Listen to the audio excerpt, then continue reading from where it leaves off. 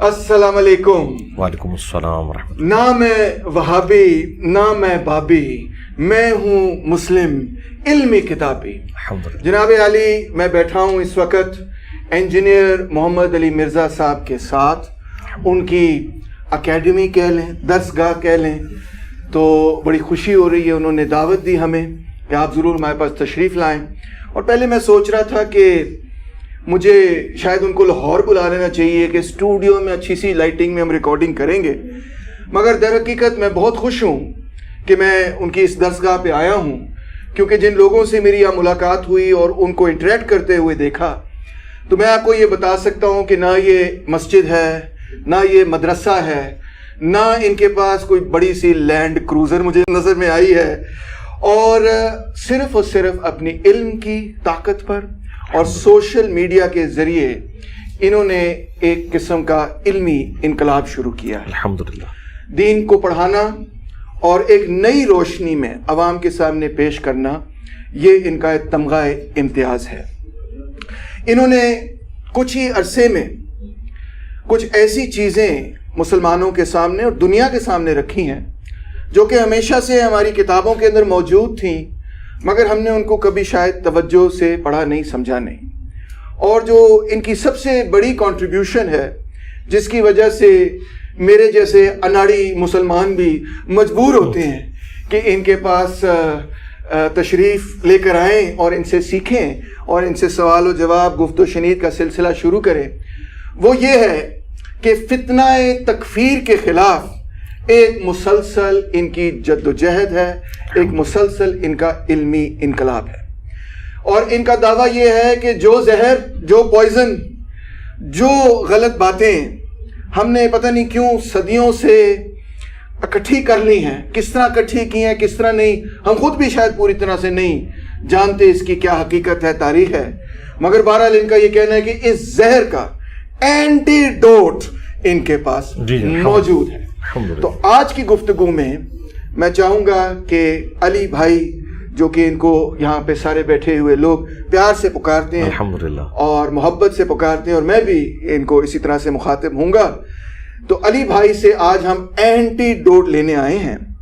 हमारी तमाम गुफ्तगू में नाजरीन के लिए मैं कहना चाहूँगा कि अगरचे कुछ ऐसी बातें होंगी जो शायद कंट्रोवर्शियल महसूस हो आपको, शायद आपको ये महसूस हो कि ये बात ना ही की जाए तो बेहतर है, मगर जो भी बात ऐसी होगी उसका एक और सिर्फ एक मकसद होगा कि इख्तलाफात की शिद्दत को कम किया जाए और इत्तेहाद के जज्बात को बढ़ाया जाए और मुसलमानों के दरमियान, तमाम इंसानों के दरमियान बल्कि एक मोहब्बत, भाईचारे और अमन का पैगाम लोगों तक पहुंचाया जाए।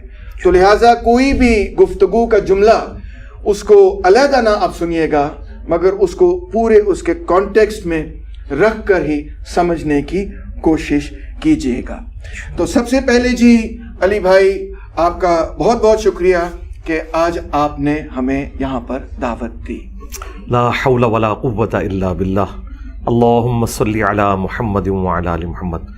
डॉक्टर साहब, आपको हम अपनी एकेडमी में वेलकम कहते हैं, और आप बिल्कुल खुल ढुल के क्वेश्चन करें, जो आपका स्टाइल है इंशाल्लाह हमें पसंद आएगा, और हम भी आपकी वीडियो से इस्तिफादा करते रहते हैं वक्तन फ़वक्तन अल्हम्दुलिल्लाह।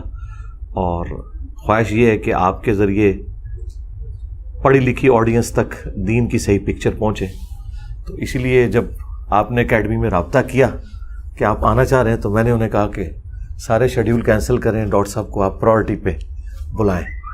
तो अच्छी बात है, चलें, बीच में कोई गैप्स आ गए, लेकिन अल्टीमेटली अल्हम्दुलिल्लाह आप जेलम पहुंचने में कामयाब हो गए। अल्हम्दुलिल्लाह, थैंक यू सो मच। देखें जी, मैंने आस्तीनें ऊपर कर ली हैं ताकि मैं अली भाई को ओखे सवाल कर सकूं जी इंशाल्लाह। अली भाई, मैंने हाल ही में एक वीडियो देखा जो कि किसी मौलवी साहब ने, मैं उनका नाम नहीं लूँगा, पारा चिनार में रिकॉर्ड किया, जहाँ पे उनका बयान था, और इंतहाई माजरत के साथ कैमरे में कह रहा हूँ, उनका बयान ये था कि अहले तशय्युअ के ख़िलाफ़, शिया के ख़िलाफ़ न सिर्फ जिहाद करना दुरुस्त है, उनका, मेरा नहीं कहना, उनका कहना है, बल्कि उन्होंने ये करार दिया कि ये जिहाद अकबर है।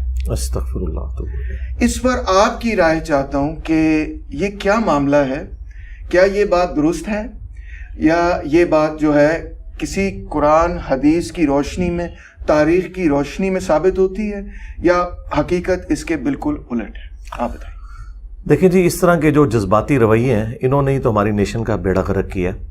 اور یہ لوگ علم سے بالکل ناواقفیت رکھتے ہیں، انہیں بالکل نہیں پتہ. آپ نے تو اہل تشیع کا ذکر کیا نا، یہ اہل سنت میں بھی جو 3 بڑے بڑے فرقے اس وقت مشہور ہیں سب کانٹیننٹ میں، بریلوی، دیوبندی اور اہل حدیث، تینوں کا ایک دوسرے کے بارے میں یہی خیال ہے. یہ صرف اہل تشیع کو سنگل آؤٹ نہیں کیا ہوا. وہاں جو پارا چنار میں مقابلہ ہے وہ اہل تشیع ورسز دیوبند فرقہ ہے. تو دیوبند فرقہ وہ خود اس فرقے کو امام احمد بریلوی صاحب نے، جن کے ماننے والوں کی تعداد دیوبند سے بھی زیادہ ہے پاکستان میں، انہوں نے اسلام سے خارج کیا ہوا ہے. جو خود اسلام سے نکلے ہوئے لوگ ہیں وہ کسی دوسرے کو کیا نکالیں گے؟ یہ میں ایک تفنن کے طور پہ بات کر رہا ہوں. ان بیچاروں کی اوقات ہی کوئی نہیں ہے. اور یہ ہماری کوئی جذباتی گفتگو نہیں ہے. 1905 میں احمد بریلوی صاحب نے کتاب لکھی حسام الحرمین. اس میں انہوں نے اس وقت جو علماء دیوبند تھے بڑے بڑے 4، اور 5ویں نمبر پہ انہوں نے غلام احمد قادیانی کو شامل کر کے ان پہ کفر کے فتوے دیے. اور اس وقت کے جو حرمین کے علماء تھے ان سے انہوں نے باقاعدہ تقریض لکھوائی کہ یہ لوگ سب کے سب اسلام سے نکل چکے ہیں. اور وہ کتاب جب منظر عام پر آئی تو پھر دیوبند کے لیے مشکل ہو گئی. انہوں نے پھر وہاں عرب کی سرزمین میں رابطے کیے. اس وقت وہاں پہ صوفیوں کی حکومت تھی، آج کل تو وہابی فرقے کی ہے. تو پھر انہوں نے 26 کوشچن ان کو بھیجے کہ آپ بتائیں، آپ پہ تو الزام ہے کہ آپ وہابی ہیں اور آپ دین چھوڑ چکے ہیں. تو انہوں نے اس کے جواب میں المہند علی المفند لکھی. اس کتاب کا نام تھا حرمین کی تلوار. یہ تلوار سے نیچے بات نہیں کرتے. تو جواب میں انہوں نے لکھا المہند علی المفند، ہند کی تلوار ایک سٹھیائے ہوئے پاگل بابے کے اوپر. اور وہ انہوں نے احمد بریلوی صاحب کو کہا. انہوں نے ان کو کافر قرار دیا. انہوں نے جواب میں کہا کہ احمد بریلوی اور ان کی پوری جماعت ایک شیطانی لشکر ہے جو ہم پہ حملہ آور ہو گیا، جس طرح انبیاء کے اوپر شیاطین حملہ آور ہوتے تھے. تو یہ ایک دوسرے کو نکالے بیٹھے ہوئے ہیں. یہ 1905 کی بات کر رہا ہوں. آج تو ہم بیٹھے ہوئے ہیں 16 جولائی 2023 کے دن. تو یہ ایک دوسرے کو نکالے ہوئے، حالانکہ دونوں حنفی ہیں، دونوں سنی ہیں، ایک ہی امام حنیفہ کے ماننے والے ہیں، ان کی جائز اولاد ہیں، ہم ناجائز اولاد نہیں کہتے. یہ ایک دوسرے کو اسلام سے نکالے میں. اور پھر اس المہند علی المفند میں علماء دیوبند نے کہا کہ آپ ہمیں وہابی کہہ رہے ہیں، ہم تو محمد بن عبد الوہاب اور ان کی پوری جماعت کو خوارج سمجھتے ہیں. ان کو بھی نکال دیا اس میں سے. آج چندوں کی وجہ سے یہ اکٹھے ہیں جو آپ کو نظر آ رہا ہے، چندوں کی وجہ سے، ورنہ یہ ان پرنسپل ایک دوسرے کو مسلمان نہیں سمجھتے. تو اگر یہ شیعہ کے بارے میں ایسا کانسیپٹ رکھتے ہیں تو ظاہر ہے کہ یہ باقیوں کو بھی کوئی سپیس نہیں دیتے جو اپنے قریبی ہیں. ان کو کہاں سے دیں گے؟ ہاں، اسلام میں آپ اس طریقے سے تکفیر کسی کی نہیں کر سکتے. اسلام میں داخل کرنے کے لیے جو چیزیں کسی سے منوائی جاتی ہیں نا، جب تک ان چیزوں کا انکار نہ کرے وہ اسلام سے نہیں نکلے گا. اور وہ چیز کون سی ہے؟ اللہ، رسول اور قرآن اور آخرت. یہ بنیادی 3 عقائد ہیں، عقیدہ توحید، رسالت اور آخرت. باقی ساری اس کی کورولریز ہیں.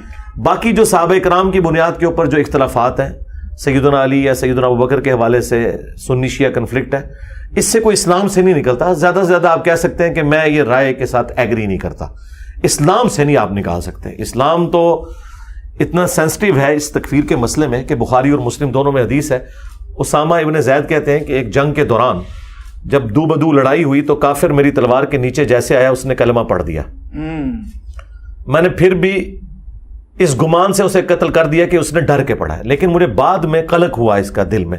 تو کسی دن میں نے نبی الاسلام کا موڈ ٹھیک دیکھتے ہوئے یہ آپ کے سامنے مقدمہ رکھا کہ یا رسول اللہ اس طرح مجھ سے میدان جنگ میں ہوا تھا.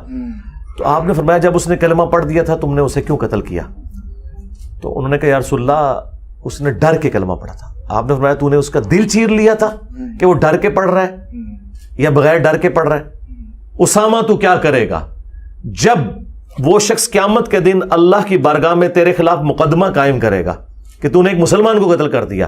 اور نبی علیہ السلام یہ جملہ ریپیٹ کرتے رہے، اسامہ تو کیا کرے گا، اسامہ تو کیا کرے گا، اسامہ تو کیا کرے گا. اور حضرت اسامہ ابن زید کہتے ہیں میرے دل میں خواہش ہوئی کاش آج سے پہلے میں کافر ہوتا، آج ہی میں کلمہ پڑھ کے مسلمان ہوتا، یہ گناہ تو مجھ سے دھل جاتا کہ میں نے اتنا بڑا جرم کیا کہ کلمہ گو کو مار دیا.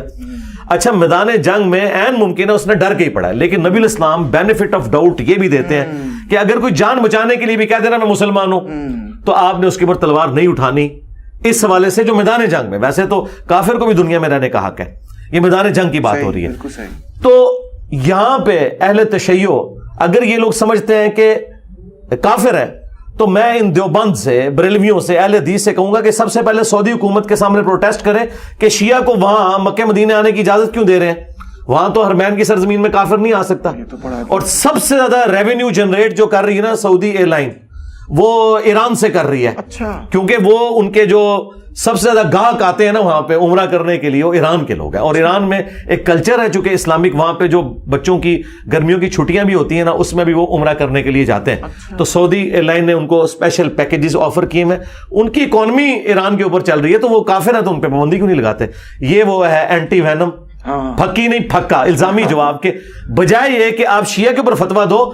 سعودی حکومت جن سے ریال لے کر کھا رہے ہو نا، ٹھیک ہے، جن کے چندوں پہ تم نے یہاں پہ بدماشی کے اڈے قائم کیے ہوئے اور تکفیری جماعتوں کو یہاں پہ پروموٹ کر رہے ہو، ان کے پیسے سے پراکسی وار یہاں سنی شیعہ کی ضیاء کے دور میں شروع ہوئی. تو جن سے چندے لے کے کھا رہے ہو، سب سے پہلے ان کے خلاف جہاد کیوں نہیں کرتے؟ یہ اینٹی وینم کے طور پہ میں بات کر رہا ہوں کہ وہ تو انہیں مسلمان سمجھتے ہیں. اور تم اتنے جاہل ہو کہ یہاں دور بیٹھ کے، جہاں پہ دین جو ہے وہ انڈائریکٹلی آیا گوالوں کے ذریعے، اور جہاں ڈائریکٹ دین آیا ہے مکہ مدینے میں، وہ تو ان کو مسلمان ہی سمجھتے ہیں. بڑی آپ نے تو واقعی ایسا اینٹی وینم دیا ہے کہ میں خود ہل گیا ہوں. ہاں جی، یہ اینٹی وینم یہیں سے ملے گا، یہ جیلم کے اس دربار سے ملتا ہے جہاں کوئی قبر نہیں ہے، یہ اللہ کی درگاہ ہے الحمدللہ توحید کی. اچھا علی بھائی، میں بڑا ڈسٹرب اس پورے معاملے سے ہوں، سچی بات ہے. میں اگر آپ کو بتاؤں، کیونکہ بچپن میں ہم نے جس طرح سے دین کو پڑھا اور سمجھا، تو اس میں ہم نے کم سے کم، میں نے تو اسی طرح سے چیزوں کو سمجھا کہ اس میں پیار ہے، اس میں محبت ہے، اس میں انسانیت کے لیے، دکھی انسانیت کے لیے، مظلوموں کے لیے، محکوموں کے لیے، تمام لوگوں کے لیے ایک ایسا پیغام ہے کہ ہم امن سے رہیں، ہم ظلم کے خلاف آواز بھی اٹھائیں، مگر یہ نہیں کہ کسی کے ساتھ ظلم و زیادتی خود کریں. جی. اور تصور میں بھی نہیں تھا، شاید میں ہی بہت اناڑی ہوں، کہ مسئلہ ہے مجھے کہ تصور میں بھی نہیں تھا کہ اس قدر آپس میں مسلمانوں کی کے اختلافات موجود ہیں، کہ اتنے بڑے بڑے لیول پر. بریلوی آپ نے صحیح کہا، مکتبہ فکر کے اعتبار سے سب سے بڑی تعداد سمجھی جا سکتی ہے. پھر شاید اہل حدیث ہوں، پھر شاید اہل تشیع ہوں، اور اس کے بعد شاید اہل حدیث جو بھی اس طرح دیوبند دوسرے نمبر پہ، شیعہ تیسرے نمبر پہ. تو یہ تو بہت ہی ڈسٹربنگ بات ہے. آپ مجھے یہ بتا سکتے ہیں کہ اب معذرت سے میں پوچھ رہا ہوں کیونکہ میں اتنا ان چیزوں کے بارے میں جانتا نہیں جتنا آپ جانتے ہیں، یہ بریلوی ہوتا کیا ہے اور کیوں ان پہ یہ الزام لگا یا لگاتے ہیں کچھ لوگ کہ جی یہ تو ان کو جو ہے وہ دائرہ اسلام سے باہر سمجھا جائے؟ دیکھیں، جو دین کی انٹرپریٹیشن ان کے بڑوں نے انہیں بتائی ہے اور وہ تلخ رویے ان کے اندر انجیکٹ کر دیے ہیں، یہ اس کی برکات ہیں انورٹڈ کاماز کے اندر. اچھا. انہیں یہ سکھایا گیا کہ وہابی جو ہے گستاخ رسول ہوتے ہیں اور اہل تشیع گستاخ صحابہ ہوتے ہیں. اس کی وجہ سے وہ اس کی بنیاد کے اوپر ایک ایکسٹریم کے اوپر چلے جاتے ہیں. اور یہ صرف بریلوی نہیں کرتے ہیں، دوسرے بھی ان کے ساتھ یہی کچھ کرتے ہیں. ہم یہ کہتے ہیں کہ کچھ باتیں آپ کی درست ہوں گی، لیکن اس کو اختلاف رائے رکھیں نا. کوئی بھی شخص جہنم میں نہیں جانا چاہتا، کوئی شخص جان بوجھ کر اللہ رسول آخرت کی گستاخی نہیں کر سکتا مسلمان ہوتے ہوئے. یہ ہو سکتا ہے کہ اسے کسی معاملے میں بات سمجھ نہ آئی ہو، تو یہ سلوشن اینڈ کی بجائے پرابلم اینڈ پہ کھڑے ہوتے ہیں. یہ کہتے ہیں ہم انہیں دنیا سے ختم کر دیں گے. ہمارا رائٹ ہے جو ہم دین کی انٹرپریٹیشن بتائیں گے وہ آپ نے ماننی ہے، اور اس کے علاوہ جو بھی کوئی بتائے گا وہ آپ نے نہیں ماننی. ہم نے اس کا بھی علاج یہاں پہ اس اکیڈمی کے اندر، اس کا بھی ہم نے جو ہے نا دوائی اینٹی وینم تیار کر لیا ہے. کیونکہ کوبرا سانپ جب کاٹ جائے نا تو اس کے وینم کا علاج اینٹی وینم سے ہوتا ہے، وہ بھی سانپ کے زہر سے بنتا ہے. صحیح بات ہے. ہاں، تو اس کے لیے میں نے یہ بڑی سوری معذرت قطع کلامی، بڑی ہیگیلین ڈائلیکٹیکل بات بھی آپ نے. ہاں جی ہاں جی ہاں جی. تو اب وہ دیکھیں آپ کہ وہ اینٹی وینم ہم نے اس طرح دیا کہ انہیں کہا کہ آپ جس اصول اور مبادی کے اوپر دوسروں کے اوپر کفر کے فتوے لگا رہے ہیں، اگر وہی باتیں ہم آپ کے بزرگوں سے ثابت کرتے ہیں، تو پہلے تو انہوں نے سینہ چوڑا کر کے کہا کہ ہاں جی بتائیں. میں نے اسی اصول اور مبادی کے اوپر وہ چیزیں ان کی کتابوں سے نکالی. اب ان کے لیے اتنا بڑا امتحان بن گیا کہ اپنے بزرگوں کو کیسے کافر قرار دیں. انہوں نے یہ کہنا شروع کر دیا نہیں وہ ان کی کتابیں چینج ہو گئی، وہ اس طرح کے نہیں تھے. تو بھائی دوسروں کو بھی یہ بینیفٹ دو نا. یہ آپ نے دیکھیں قرآن تو یہاں تک کہہ رہا ہے وَلَا يَجْرِمَنَّكُمْ شَنَآنُ قَوْمٍ عَلَىٰ أَلَّا تَعْدِلُوا اعدلوا هو اقرب للتقوی. اور یہ پورشن تو سپریم کورٹ کے باہر بھی لکھا ہوا ہے وہ ترازو کے اوپر کہ کسی قوم کی دشمنی تمہیں اس بات پر نہ ابھار دے کہ تم انصاف کا راستہ چھوڑ دو. یہ صحابہ کرام کو کہا گیا کہ آپ کی جو اس وقت کشمکش چل رہی ہے کافروں کے ساتھ، آپ نے انصاف کا راستہ نہیں چھوڑنا کہ ان کے ساتھ زیادتی کرو. انصاف کا راستہ اختیار کرو، وہ تقوی کے زیادہ قریب ہے. تو ہمیں تو نان مسلمز کے ساتھ بھی انصاف کے ساتھ چلنے کا حکم ہے. اور جو ہمارے اپنے ماننے والے ہیں، صرف چند ایک معاملات میں ہمیں ان سے اختلاف ہے، ہم کہتے ہیں ہم انہیں زندہ نہیں چھوڑیں گے. اور پھر یہی وجہ ہے کہ پھر نان مسلم جو ہے ان کو موقع ملتا ہے، وہ کہتے ہیں آپ کس اسلام کی بات کر رہے ہیں جس میں ایک مسلمان دوسرے کا گلا کاٹتا ہے. آپ کہتے ہیں جی اسلام امن کا نام ہے، وہ کہتے ہیں یہ امن دی ہے. تو میں آپ کو یہ اس کیمرے میں بالکل آپ کی زبان میں بات کروں کہ مارکس نے سوشلزم کے پوائنٹ آف ویو سے جو بیسک ہیومن رائٹس کا ذکر کیا ہے نا، وہ من و ان اس سے بہتر فارم کے اندر قرآن میں سنت میں موجود ہے.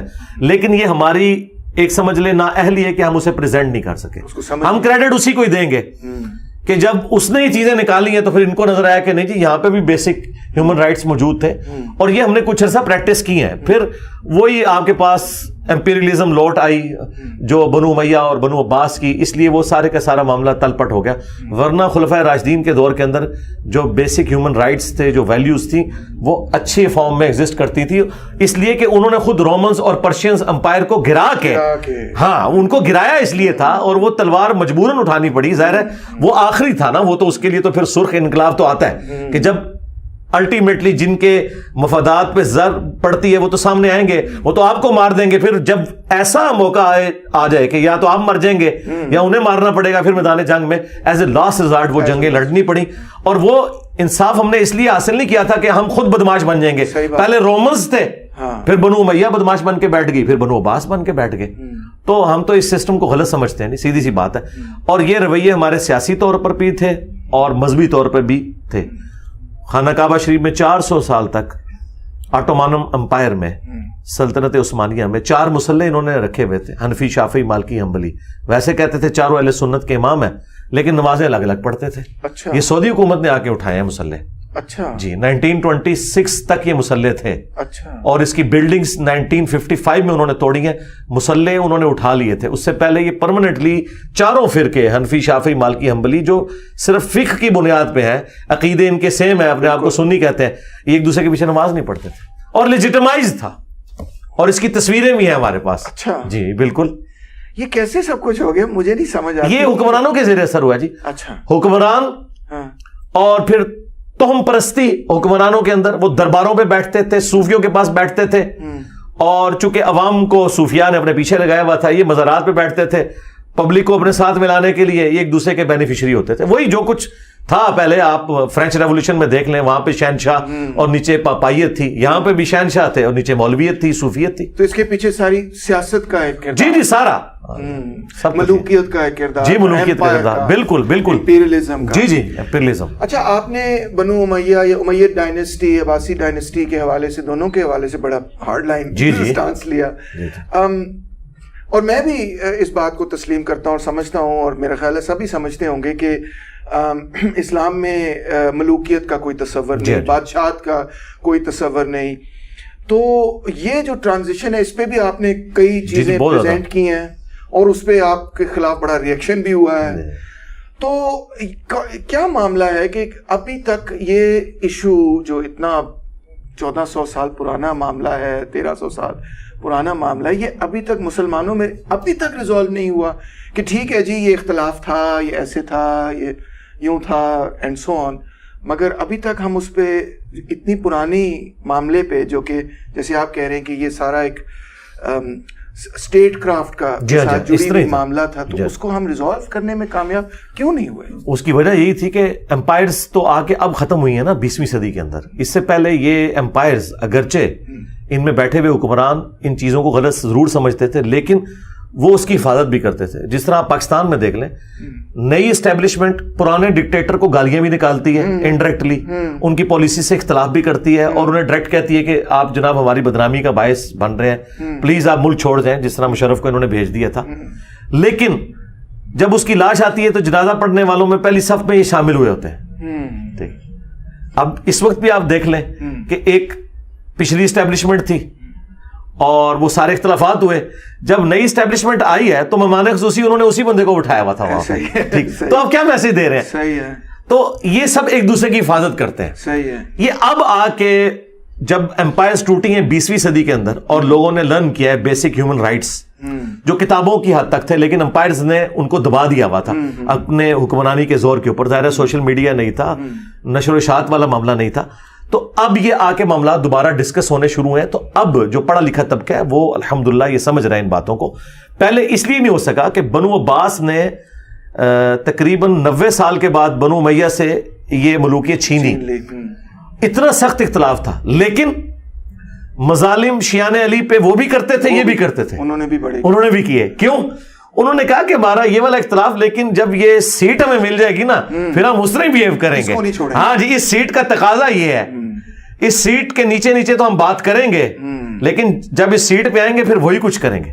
یہاں پہ بھی آپ دیکھ لیں, جب تک سیٹ پہ بیٹھے ہوتے ہیں ڈکٹیٹر ہوتے ہیں, اور جب سیٹ سے اتارے جاتے ہیں تو ووٹ کو عزت دو, ڈیموکریٹک ویلیوز یاد آ جاتی ہیں. اس لیے نہیں کہ انہیں ان چیزوں سے کوئی پیار ہے, انہیں اپنی کرسی سے پیار ہے. جب کرسی پہ آئیں گے دوبارہ وہی ڈکٹیٹرشپ یہ شروع کر دیں گے.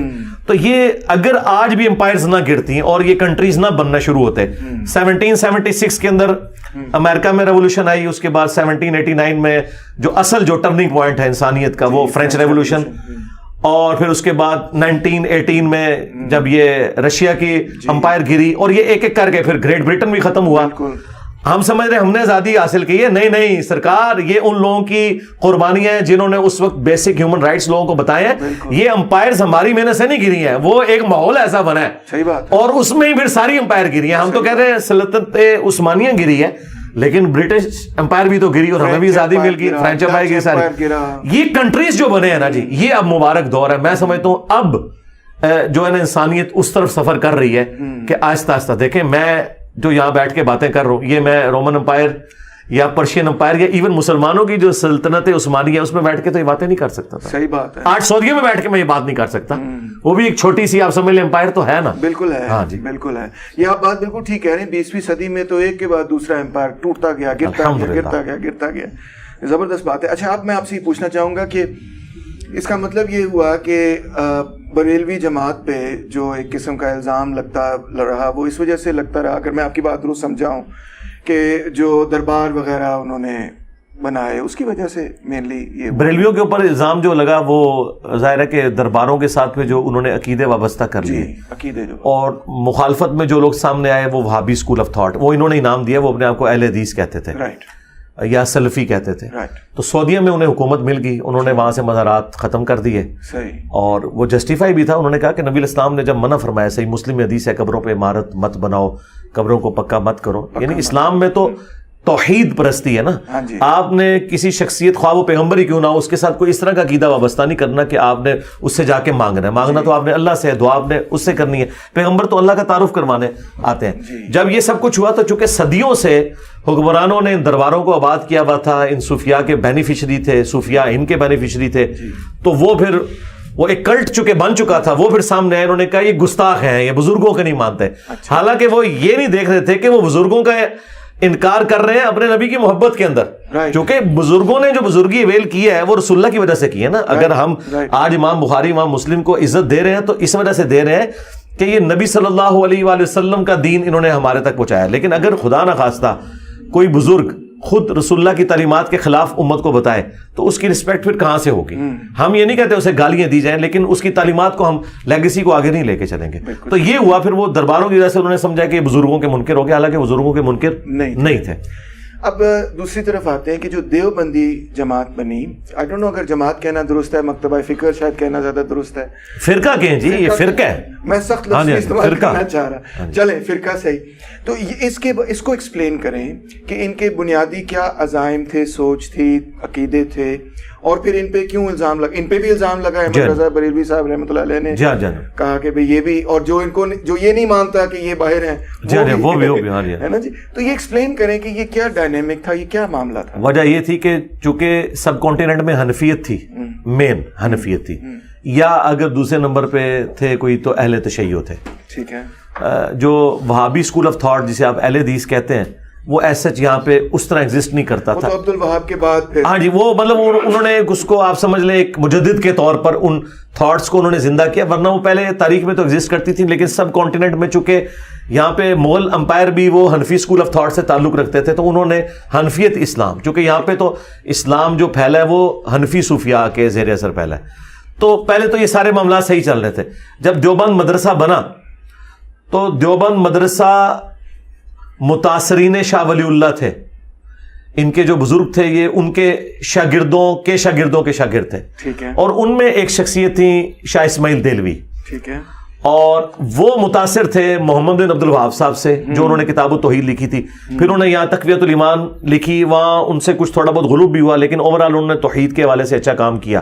اس سے امپریس ہو کے جو حنفی اسکول آف تھاٹ تھا اس میں دو طرح کی پھر اسکول آف تھاٹ بن گئے, ایک ٹپیکل وہی جو آرتھوڈاکس قسم کے صوفیاء والا, اور ایک صوفیاء پلس تھوڑا سا انہوں نے توحید کو اپنا آپ سمجھ لیں بہتر کر لیا کہ یار یہ دربار بس درباروں پہ جا کے آپ اللہ سے مانگیں, ان کا وسیلہ ڈال لیں, حالانکہ ہم اس کو بھی درست نہیں سمجھتے. وہاں جا کے آپ نے ان کے لیے اللہ سے مانگنا ہے, ٹھیک ہے نا, ہاں اپنے لیے تو آپ کہیں بھی مانگ سکتے ہیں, آپ وہاں پہ گئے تو ان سے عبرت حاصل کرنی ہے کہ یہ بھی فوت ہو گئے تو اللہ تعالیٰ ان کی مغفرت کرے, اپنی آخرت کی یاد کے لیے جانا ہے. تو کچھ چیزیں انہوں نے مستعار لے لی وہاں سے اہل حدیث سے. تو یہ فرقہ جو دیوبند کا ہے یہ بیسیکلی مکسچر ہے بریلویت اور اہل حدیثیت کا. بریلویت آج کے دور میں کہہ رہا ہوں, اس زمانے میں صوفیت اور حنفیت تھی. تو احمد ظفر بریلوی صاحب نے دیکھا کہ یار انہوں نے تو ہمارے بزرگوں کی لیگیسی کو چھوڑ دیا ہے, ہمارے بزرگ تو یہ سارے کام کرتے تھے, اور یہ ایک ایک کر کے وہاں سے چیزیں انہوں نے اڈاپٹ کی ہیں. تو انہوں نے پیرلل میں پھر اپنا منزل اسلام بریلی میں مدرسہ بنایا, یہ 1867 میں بنا, اور وہ آلموسٹ 1896 میں آلموسٹ انہوں نے کام شروع کیا, اور 1905 تک انہوں نے اپنا مدرسہ قائم کر لیا, اور یہ اسکول آف تھاٹ دو بن گئے.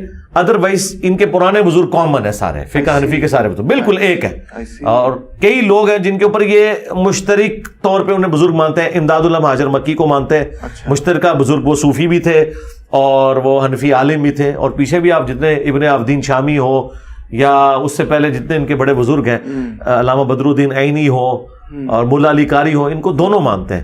اس زمانے میں ان کے وہ والے اختلافات نہیں تھے جو آج ہے عقیدوں والے. فقہ میں ابھی بھی سیم ہے, فقہ میں ایک ہی طرح. تو یہ 100-150 سال پرانی لڑائی, جی یہ لڑائی ابھی شروع ہے. اس سے پہلے یہ دونوں ایک ہی تھے. ابھی بھی یہ ہے کہ کچھ چیزیں ایک فرقے نے پکڑ لی ہوئی ہیں, کچھ دوسرے نے, لیکن یہ جو دونوں چیزیں ہیں یہ چل رہی شروع سے ہی ہے.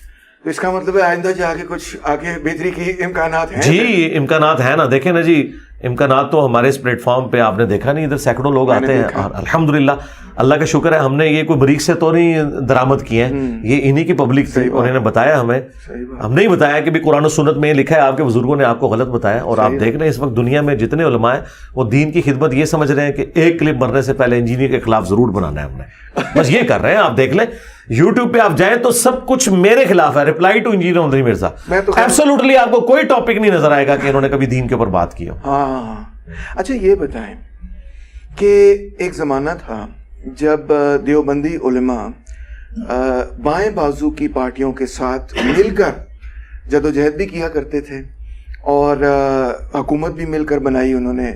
جب مولانا مفتی محمود صاحب ہوا کرتے تھے, اور نیشنل عوامی پارٹی اور جمعیت علماء اسلام نے مل کر بلوچستان کے اندر حکومت بنائی. اسی طرح ایک اور پیریڈ میں ہم دیکھتے ہیں کہ بائیں بازو کی سوچ اور جو صوفیہ سوچ ہے اس میں بہت چیزیں مشترک ملتی ہیں, اور جنرلی بائیں بازو میں تو کم سے کم یہ نقطہ نظر تھا کہ بریلوی جو ہیں وہ ہمارے بڑے قریب ہیں. یہ بڑی کامن ایک بات سننے میں ملتی ہے, اور بریلویوں نے بہت لیفٹ کے کازز کو سپورٹ بھی کیا. اکثر غریب طبقے سے جو کسان, اور جو پنجاب میں خاص طور پہ جو کسان غریب طبقے سے تعلق رکھتے ہیں تو وہ بریلوی ہی تھے, اور انہوں نے جو بڑی بڑی تحریکیں چلی کسانوں کی اس میں بڑا سپورٹ کیا. مگر اب دونوں جماعتوں میں یہ پایا جاتا ہے کہ وہ بائیں بازو نہیں بلکہ وہ ایک قسم کی دائیں بازو کی جماعتیں بنی. جی اسی طرح اس کے پیچھے کیا ہسٹری, کیا وجہ؟ پہلے میں آپ کو بتاؤں, یہ جو آپ نے سمجھ لیا نا کہ یہ بریلوی اگر کسان تھے تو وہ اسی طرح کے بریلوی تھے جس طرح ایک ہندو ہوتا ہے. اچھا ہاں, وہ بریلویت نے کوئی کردار ادا نہیں کیا. اچھا ہاں, وہ ان کی غربت نے کردار ادا کیا, کیونکہ چھٹا فرض ہے نا اسلام کا, 5 تو فرض بتائے گئے, ایک نہیں بتایا گیا. اور وہ فقر تو آپ کو پتا ہے مفلسی جو ہے وہ تو کفر کے قریب لے جاتی ہے نا, تو یہ بیسیکلی وہ ہے. اور بریلوی نان وائلنٹ تھے, नॉन वायलेंट हाँ, इनकी कोई ऐसी तंजीम नहीं थी जो नॉन स्टेट एक्टर वाला मामला करे, इस वजह से इन्हें ये समझा जाता था। तो अल्लाह भला करे खादिम रिजवी साहब का, उन्होंने आके इन्हें वायलेंट कर दिया। ये क्या ट्रांजिशन हुई, सब इसको समझना चाह रहे हैं कि क्या तो हुआ? मैं समझना क्या, आप सबको, आपको तो हमसे ज्यादा पता है ये सब कुछ। ये कौन करता है? एस्टेब्लिशमेंट करती है, और कौन करता अच्छा। है? जी जाहिर है एस्टेब्लिशमेंट के जेर असर 80s के अंदर ईरान और सऊदीया की प्रॉक्सी वार आई इधर। क्यों आई? क्योंकि 1979 में इनकलाब आया था ईरान में, जो एक शहनशाहियत बची थी वो भी उड़ गई। तो इनकलाब जहां पे आता है ना, खतरा लग जाता है कि एक्सपोर्ट होगा दूसरे मुल्कों में। तो इन्हें यहाँ खतरा पड़ गया कि ये पाकिस्तान में भी ना आ जाए, तो फिर सऊदीया ने यहाँ पैसा लगाया, और उस वक्त थोड़ा ग्रुप भी बना, उस वक्त स्पाई साहबा भी बनी, और फिर वो उसी की बाकियात ये सारी, उसके मुकाबले पे अहले तशय्युअ ने स्पाई मोहम्मद बना ली, ISO बनी, हाँ ये सारी चीजें बनी। बेसिकली बाहर बैठ के लोग अपनी प्रॉक्सी वार से हमारे मुल्क के अंदर खेल रहे थे। तो जो जो वायलेंट होता चला गया, फिर वो उसका हिस्सा बनता चला गया। ये जो आखिरी टर्न हुआ है कि बरेलवी वायलेंट हुए हैं, इसकी क्या एक्सप्लेनेशन है? ये क्या वजह बनी? ये मामला तो मुमताज कादरी वाले इशू से शुरू हुआ था ना, उसी ने इसको ट्रिगर किया। उसके बाद फिर एस्टेब्लिशमेंट ने उस वक्त की एक पॉलिटिकल गवर्नमेंट को कमजोर करना था, नवाज शरीफ साहब की, जब इन्होंने एंड पे धरने में वो नोट भी बांटे थे, आपको पता है। बिल्कुल जी। ठीक है, तो ये बेसिकली इन्होंने तो अपने पॉलिटिकल गेन्स करने थे, उस चक्कर में इन्होंने इनको उठाया। लेकिन खादिम रिजवी साहब वो जेलम से पढ़ के गए हैं, मैं उन्हें उस वक्त से जानता हूं, जबकि बिल्कुल कॉलेज लाइफ से जानता हूं, जब उनको कोई भी नहीं जानता था सिवाय चंद लोगों के जो इल्मी हलकों के लोग हैं। तो 1994 में वो हमारी मस्जिद में महीने में एक दफा आके दर्स दिया करते थे, मेरी गली में वो मस्जिद है, तो हम उनका दर्स भी सुनते थे। और उस वक्त वो इस तरह नहीं थे जिस तरह ये बाद में बन गए। वो अपनी कास्ट के साथ मुखलिस थे, वो अपनी कास्ट के साथ मुखलिस थे, और जिसका सबूत यह है कि जब अगली एस्टेब्लिशमेंट आई तो वो उनके खिलाफ भी खड़े हो गए। अच्छा, यानी जिन्होंने उनको सपोर्ट किया था वो उनके खिलाफ भी अपनी कास्ट के लिए खड़े हो गए। लिहाजा खादिम रिजवी साहब जो है वो अपने कास्ट के लिए मुखलिस थे, चाहे सही है गलत ये हम नहीं डिस्कस कर रहे, हम तो नहीं एग्री करते जो उनकी हार्ड लाइन है, लेकिन वो अपने साथ उस एतबार से मुखलिस थे। यही वजह है कि वो फिर उस एस्टेब्लिशमेंट के खिलाफ भी खड़े हो गए जिन्होंने उनको लॉन्च किया हुआ था। तो बेसिकली यही है। मैं तो पाकिस्तान का मसला ये समझता हूँ, एस्टेब्लिशमेंट, जुडिशरी, पॉलिटिशियंस, अवाम तो बेचारे भेड़ बकरियों की माने थे। इसमें ये बताएं अली भाई कि देखें, जो आम बरेलवी एक कह लें बंदा है, एक फर्द है, एक शहरी है, उसके जहन में क्या बात आई कि मैं भी मिलिटेंट हो जाऊं?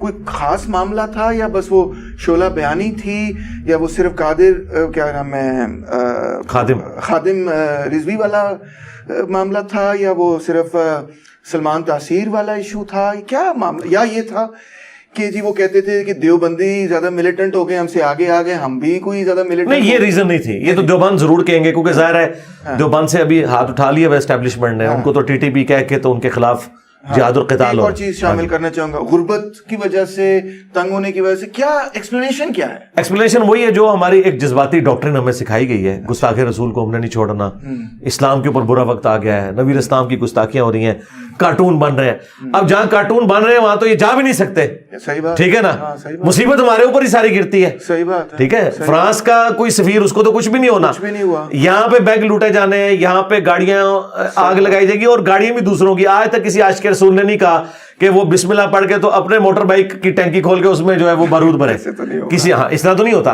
तो बेसिकली गुस्सा उन पे था, निकाला अवाम के अपने लोगों पे, जी अपने ऊपर। आंदा भी ऐसे ही होगा, क्योंकि वहां तो हम पहुंच नहीं ना सकते। सही। तो ये तो हमारे कब्जे में है ना। हाँ, इनके साथ हम जो मर्जी करें। अच्छा, अब अहले हदीस पर आते हैं कि अब्दुल वहाब साहब ने एक तहरीक शुरू की, और फिर उसके बाद सऊदी अरेबिया वगैरह कायम हुआ, उसमें ब्रिटेन ने भी बड़ी इमदाद की, बाद में अमेरिका ने बड़ी इमदाद की, और उसके बाद जैसे आपने बताया अहले हदीस का असर और रसूख यहाँ पाकिस्तान में भी आहिस्ता आहिस्ता बढ़ना शुरू हुआ। तो एक तो वो सलफ़ी उनकी सोच है कि जी हमने मक्का और मदीना में भी ये सब सिलसिला ख़त्म किया है, तो यहाँ पे भी आप ख़त्म करें। जी जी। मगर आपने एक फ़िक्रा इस्तेमाल किया कि एक तरह से ये सऊदी अरेबियन स्टेट की फॉरेन पॉलिसी का ही एक प्रॉक्सी टूल बन गया, औजार बन गया।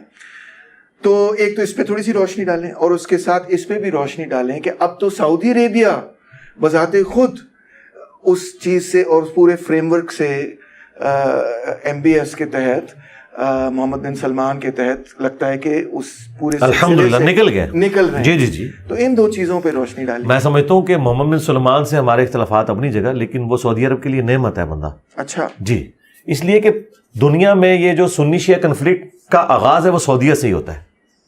یہ باقی سارے ملک ان سے مستعار لیتے ہیں، ظاہر ہے کہ پیسہ کھلا رہے ہیں نا وہ سب کو، ہمیں بھی کھلاتے ہیں. ہمیں 2 ہی ملکوں نے کھلایا سب سے زیادہ، ایک امریکہ اور دوسرا سعودیہ. تو ظاہر ہے کہ ان کی پالیسیز یہاں پہ اثر انداز ہوتی ہیں. ان کا صلح کرنا اب ان شاء اللہ تعالیٰ دنیا میں امن لے کے آئے گا. لیکن جن لوگوں کے دماغ زیادہ خراب ہو چکے ہیں وہ تو ریورس نہیں ہو سکتے. وہ ظاہر ہے آپ کو پتا ہے کئی مانسٹر اتنے ہوتے ہیں کہ جو اپنے خالق کے اوپر بھی چڑھ دوڑتے ہیں. ٹھیک ہے نا، جس طرح ابھی ایک مانسٹر ہے جو اپنے خالق کے اوپر چڑھ دوڑا ہے. ٹھیک ہے، نام لیے بغیر وہ آپ کو پتا چل جائے گا. تو اس کا تو کوئی علاج نہیں ہوتا. لیکن اوور آل اس وقت جو کچھ محمد بن سلمان کر رہے ہیں، چند باتوں پہ ہمیں اختلاف ہے، لیکن اوور آل یہ جو ان کی پالیسی ہے نا، ایران کے ساتھ دوستی کر لی ہے، ہاں یہ بہت زبردست ہے. دنیا میں امن آئے گا جس کی وجہ سے ہم تو چاہتے ہیں دنیا رہنے کے قابل ہو. دنیا بھی ہماری خراب کی ہے اور آخرت اس کی وجہ سے خراب ویسے ہی ہو جاتی ہے. جب آپ کے پیٹ میں روٹی نہیں ہوتی ہے تو پھر دین کے ساتھ آپ کا کیا شغف رہ جائے گا. تو میں سمجھتا ہوں کہ یہ بہت اچھی چیز ہے جو محمد بن سلمان نے کی ہے کہ دوستی والا معاملہ کیا ہے. تو انشاءاللہ تعالیٰ یہاں پہ بھی میں آپ کو بتاؤں ان کے وظیفے وغیرہ بند ہو چکے ہیں. ہمیں تو ریل ٹائم پتا ہے نا. ہاں وظیفے شیفے ان کے بند ہو چکے ہیں. ان کا اب ڈنگ نکل چکا ہے، اس لیے اب ان کی وہ تمکنت نہیں رہی ہے. ہاں یہ جو اہل حدیث فرقے کے اور دیوبند کے اندر ایک تمکنت تھی نا پیسے کی بنیاد پہ، اس نے سب کے چندے وغیرہ بند کر دیا. ہاں یہ اپنے بلبوتے کے اوپر آ گیا. ہاں جی بالکل. اچھا اب ایک اوکھا سوال بھی کرتا ہوں. جی وہ یہ کہ تکفیر کے خلاف آپ کی خوب کیا کہنا چاہیے، آپ نے دلیل پیش کی، آپ نے پورا ایک نیریٹو بنایا ہے اس کے حوالے سے. اور ہر انڈیویجول کویسچن پہ بھی جس طرح میں نے پوچھا، آپ نے دیکھا کہ جی بریلوی کی اچھی کوالٹیز بری کوالٹیز، دیوبندی کی اچھی بری کوالٹیز، اہل حدیث کی اچھی بری کوالٹیز، اہل تشیع کی اچھی بری کوالٹیز، ہر چیز کو ناپ تول کے آپ جو ہے کوشش کر رہے ہیں کہ سارے جو ہیں وہ اکٹھے ہوں. مگر ایک کویسچن پہ آپ کی بھی ہارڈ لائن ہے. جی اور وہ ہے غلام احمد پرویز کے حوالے سے. میں نے فیصل وڑائچ کے ساتھ جو آپ نے شو کیا تھا اس پہ آپ نے کہا کہ نہیں یہ کافر ہیں کیونکہ یہ منکر حدیث ہیں، تو لہٰذا میں ان کو سمجھتا ہوں کہ یہ کافر ہیں. اس پر کچھ روشنی ڈالیے کہ پھر یہ وہی تکفیری گفتگو. میں نے بائی نیم تو کافر نہیں کہا جی. اچھا ہاں میں نے غلام پرویز کو بائی نیم تو کافر نہیں کہا. میں نے ان پرنسپل قرآن و سنت کی روشنی میں جو معاملات بنتے ہیں اس کے اوپر بات کی تھی کہ جو شخص قرآن کی عربی لنگوسٹک کے ساتھ غداری کرتے ہوئے جو بات اللہ نے نہیں کہی اس کو قرآن بتا کے لوگوں کو بتا رہا ہے تو یہ عقیدہ کفر کے اوپر مبنی ہے. میں نے کبھی بھی بائی نیم کسی کو مینشن نہیں کیا سوائے ایک قادیانی فرقے کے، لیکن ان کی بھی میں پرسیکیوشن کے خلاف ہوں. ٹھیک ہے، چونکہ وہ ایک بنیادی عقیدہ تھا اس کے اوپر میں نے بات کی. غلام پرویز کو کبھی بھی میں نے کافر نہیں کہا. میں نے جنرل بات کی تھی کہ جو قرآن کو بگاڑ کے اس اعتبار سے پیش کرتے ہیں وہ کافر ہوں گے. باقی اگر اکا دکا جگہ کے اوپر غلطی لگی ہوئی ہے تو دیکھیں غلام احمد پرویز کو توحید کے معاملے میں تو غلطی نہیں لگی، وہ تو نہیں قبروں سے مانگتا. بالکل. دوسری طرف بریلوی مانگتے ہیں. ٹھیک ہے، میرے نزدیک تو عقیدہ شرکیہ ہے، لیکن میں نے کبھی نہیں کہا کہ بریلوی مشرک یا کافر ہیں. میں اس عقیدے کو کفر کہتا ہوں. اور اس میں صرف غلام پرویز نہیں ہے سنگل آؤٹ. ہاں میں بریلوی اور شیعہ کے اس عقیدے کو شرکیہ سمجھتا ہوں کہ کسی قبر سے جا کے وہ مانگے، اللہ سے مانگنا چاہیے. لیکن اگر آپ مجھے یہ کہیں کہ میں ان کو کیا سمجھتا ہوں، میں کہتا ہوں یہ ڈی ٹریک ہوئے میں انہیں بھی یہ بتاؤں گا کہ آپ کا یہ عقیدہ شرکیہ ہے، اس کی آپ اصلاح کریں. میں کافر ان کو نہیں کہوں گا کیونکہ یہ رائٹ میرے پاس نہیں. اس معاملے میں غامدی صاحب والی سوچ رکھتا ہوں. یہ رائٹ جو ہے یہ پیغمبر کے پاس ہے. ہاں جی ہمارے پاس رائٹ نہیں ہے، لیکن ہم بتائیں گے ضرور. یہ سوچ درست نہیں ہے اور یہ سوچ، اور پھر اس کی سینسٹیوٹی کو اتنا ہی بتائیں گے. دیکھیں توحید اسلام سے نکالے تو پیچھے کیا رہ جاتا ہے. تو اس کی سینسٹیوٹی ہے جس کی وجہ سے ایک بندہ کہتا ہے میں اللہ کو مانتا ہوں، رسول کو مانتا ہوں، ختم نبوت کو مانتا ہوں، لیکن میں آخرت کو نہیں مانتا. تو میں اسے کہوں گا تمہارا یہ عقیدہ کفریہ ہے. کیونکہ اسلام کے اندر یہ بنیادی عقائد ہے. یہ میں اس کو اصلاح تو کروں گا نا، لیکن بائی نیم میں کسی کو مینشن نہیں کروں گا. ابھی آپ کے سامنے ایک بندہ آیا ہے، وہ کہہ رہا ہے میں مسلمانوں کے گھر پیدا ہوں لیکن میں اسلام کو نہیں مانتا اور اللہ کو اور رسول کو نہیں مانتا، یا میں محمد صلی اللہ علیہ وسلم کو ایز اے انسان سمجھوں تو مجھے ٹائم ملے گا. میں نے کہا آپ ٹائم لیں جتنا مرضی، آپ کا رائٹ ہے. اور آپ نے انفیکٹ میں تو سمجھتا ہوں اس معاملے کو بہت ہی حساس طریقے سے مینیج کیا. جی الحمدللہ. اور that was quite eye opening for me. اچھی بات یہی ہے. اچھا تھینک یو, آپ نے یہ کلیریفائی کیا, اور اچھا امپورٹنٹ کلیریفیکیشن تھی, کیونکہ میرے ذہن میں بھی شاید کچھ مس انڈرسٹینڈنگ اس حوالے سے. نہیں, وہ گفتگو اتنی سینسٹیو تھی اور سخت انداز میں تھی کہ آپ نے جو رزلٹ نکالا یہ ہو سکتا ہے. یہ جو اب میں آپ کو باریکی بتا رہا ہوں نا, یہ باریکی کا آپ نے دیکھے تو اس میں صرف وہ سنگل آؤٹ نہیں ہو رہے. میں عقیدوں کو ضرور کہتا ہوں کہ یہ کفریہ ہے, یہ شرکیہ ہے, لیکن اس کا یہ مطلب نہیں کہ میں ویسے بھی جب بندہ بول رہا ہوتا ہے تو کچھ ایک آدھا لفظ آگے پیچھے کبھی کبھار بغیر. ابھی میں آپ کو بتاتا ہوں ریسنٹلی اب کیا ہوا ہے, یہ سویڈن کے اندر جو قرآن کی گستاخی کا واقعہ ہوا ہے, اس پہ میں نے ایک ورڈکٹ دی ہے کہ اس سے زیادہ گستاخ وہ علماء ہیں جو ممبر پہ جمعے کے دن چڑھ کے یہ کہتے ہیں قرآن ڈائریکٹ نہ پڑھنا گمراہ ہو جاؤ گے. یہ غداری کر رہے ہیں آپ کے دین کے ساتھ. کیوں نہ ڈائریکٹ پڑھیں یہ تو. اچھا ہاں, اب دیکھیں آپ کو یہ بات اچھی لگی نا, لیکن سارے علماء نے میرے خلاف فتویٰ دیا ویڈیوز کے اندر کہ جی اس نے ہمیں کافر کہہ دیا. میں نے ان کو کہا تھا کہ یہ وہ لوگ ہیں جو ہمارے ممبروں پہ غداری کر رہے ہیں ہمارے ساتھ آ کے. میں نے انہیں کافر نہیں کہا, میں نے یہ کہا تھا یہ مسلمان نما کافر ہیں اپنے ایٹیچیوڈ کی وجہ سے. اچھا, یہ ایٹیچیوڈ ان کا ہی ہے نا, باقی یہ نہیں کہ میں نے کسی کی تکفیر کر دی. تو لوگ اس کو اپنے اینگل میں دیکھتے ہیں, اور دوسرے کے لیے بات ان کو لگ رہی ہوتی ہے کہ یہ ٹھیک ہے, یہ اس کے قابل ہے. جب اپنے اوپر آتی ہے نا پھر وہ کہتے ہیں آپ نے میری تکفیر کر دی ہے, حالانکہ وہ یہی جذبات دوسروں کے لیے رکھتے ہیں. مجھے بتائیں, ایک یہودی آ کے یہاں پہ کہنا کہ قرآن ڈائریکٹ نہ پڑھنا گمراہ ہو جاؤ گے, ہم ہو سکتا ہے اسے قتل بھی کرتے ہیں. ہم کہیں گے یار تو اسلام کے دشمنی کر رہا ہے, وہ دیکھو گوروں نے تو انگریزی میں ترجمہ پڑھ کے اسلام قبول کیا ہے, ٹھیک ہے, اور تو کہہ رہا ہے ڈائریکٹ پڑھ کے گمراہ ہو جائے. لیکن یہی بات جب مفتی صاحب کرتے ہیں ممبر پہ آ کے, ہم کہتے ہیں سبحان اللہ. تو پھر میں نے یہ کہنا ہے نا کہ یار یہ آپ ہم سے دشمنی کر رہے ہو, غداری کر رہے ہو. اس کا یہ مطلب نہیں میں آپ کو کافر سمجھ رہا ہوں, مسلمان سمجھ کے آپ کو سمجھا رہا ہوں. رائٹ. اچھا, آپ نے سویڈن کا ذکر کیا, اس میں مجھے بڑی تعجب کی بات لگی. ایک تو آبویسلی جو قرآن کی بے حرمتی کی گئی اس کو ہم سب مسلمان جو ہے کنڈیم کرتے ہیں سختی سے, مگر سویڈن کی گورنمنٹ نے ایک اور عجیب و غریب فیصلہ دیا, اور وہ یہ دیا کہ بائبل مقدس اولڈ ٹیسٹمنٹ انہوں نے اجازت دی نعوذ باللہ کہ اس کو اسرائیلی ایمبیسی کے سامنے اگر کوئی جلانا چاہے, افسوس سے اور دکھ سے کہہ رہا ہوں اور معذرت سے کہہ رہا ہوں, تو ہم اس کو بھی اجازت دیں گے. وہ اب وہ بیلنس کر رہے ہیں نا اس کو, مگر یہ تو کوئی سینس نہیں, غلط ہے نا فریڈم آف ایکسپریشن کے نام کے اوپر. آپ یہ بات کر رہے ہیں, میں تو یہ کہتا ہوں کہ پاکستان میں کوئی کہ میں نے ڈاس کیپٹل کو آگ لگانی ہے تو میں تو اس کی بھی مخالفت کروں گا. آپ نے رد کرنا ہے علمی کریں, کسی کی کتاب کا اس طریقے سے آپ توہین والا معاملہ نہیں کر سکتے. وہ بھی گریٹ کتاب ہے. اچھا, اب یہ سویڈن نے فریڈم آف ایکسپریشن کے نام پہ سارا کچھ کیا اور لیجیٹمائز کیا, ان کی کورٹ نے باقاعدہ ڈیسیژن دیا, اس کے بعد اس نے یہ حرکت کی ہے. اس میں مجرم ان کی عدلیہ ہے, ان کے ادارے ہیں, وہ انڈیویجول تو بعد میں آتا ہے نا. اس نے جو کچھ کیا وہاں کے قانون کے مطابق ٹھیک کیا, لیکن یہ اصل میں مجرم وہ لوگ ہیں, تو وہ اب اسے بیلنس کر رہے ہیں. لیکن جب انہیں اس کی ہیٹ محسوس ہوئی ہے تو آپ دیکھیں یورپین یونین نے بھی کنڈیم کیا ہے, امریکہ نے بھی کنڈیم کیا ہے کہ یہ کوئی طریقہ نہیں ہے. ہاں, کیونکہ انہیں اندازہ ہوا کہ یہ آگ پھر جب لگی تو ظاہر ہے کہ جی پھیلتی چلی جائے گی. تو یہ جان بوجھ کے خود ہمارے جیسے جو لوگ ہیں ان کے جذبات کے ساتھ بھی یہ کھیل رہے ہیں نا. میں تو اس طریقے سے ایک سمجھ لیں لبرل مسلمان ہی ہوں نا, میں اتنا آرتھوڈاکس قسم کا نہیں ہوں جتنا یہ مولوی طبقہ ہے. لیکن میرے جیسے لوگ بھی جو نرمی کا رویہ رکھتے ہیں لوگوں کے ساتھ, وہ بھی سوچیں گے یار اتنی نرمی کہ اب انہوں نے یہ کرنا شروع کر دیا, تو اس سے فائدہ کوئی نہیں ہوا, ان کو نقصان ہی ہوا ہے. صحیح بات ہے, اس سے تو اور زیادہ فسادات جو ہیں. جی ہاں. اچھا علی بھائی, یہ بتائیں کہ میں نے جس طرح سے profit piece be upon him کی زندگی کو سمجھا ہے, ادنا سی کوشش کی ہے, تو آپ نے مجھے بتانا ہے کہ میں نے کیا غلطی کی ہے. اچھا. کیونکہ میں ان کا بڑا ایڈمائرر ہوں, اور میں ان سے انسپریشن بچپن سے ہی ہم لیتے رہے ہیں اور آج بھی لیتے ہیں. مگر میں ان کو آپ کہہ لیں کہ شاید تنقید کے نقطہ نظر سے آپ یہ کہیں یا کوئی اور کہے کہ یہ میں نے بڑی ان کی مارکسسٹ قسم کی انٹرپریٹیشن کی ہے. وہ تو میں نے پہلے ہی کہہ دیا آپ کو. اچھا, آپ نے مجھے بتانا ہے کہ میں تھوڑی سی ایکسپلینیشن آپ کے سامنے رکھتا ہوں, پھر آپ مجھے بتائیں کہ میں کوئی اس میں غلطی تو نہیں کر رہا ہوں. اچھا.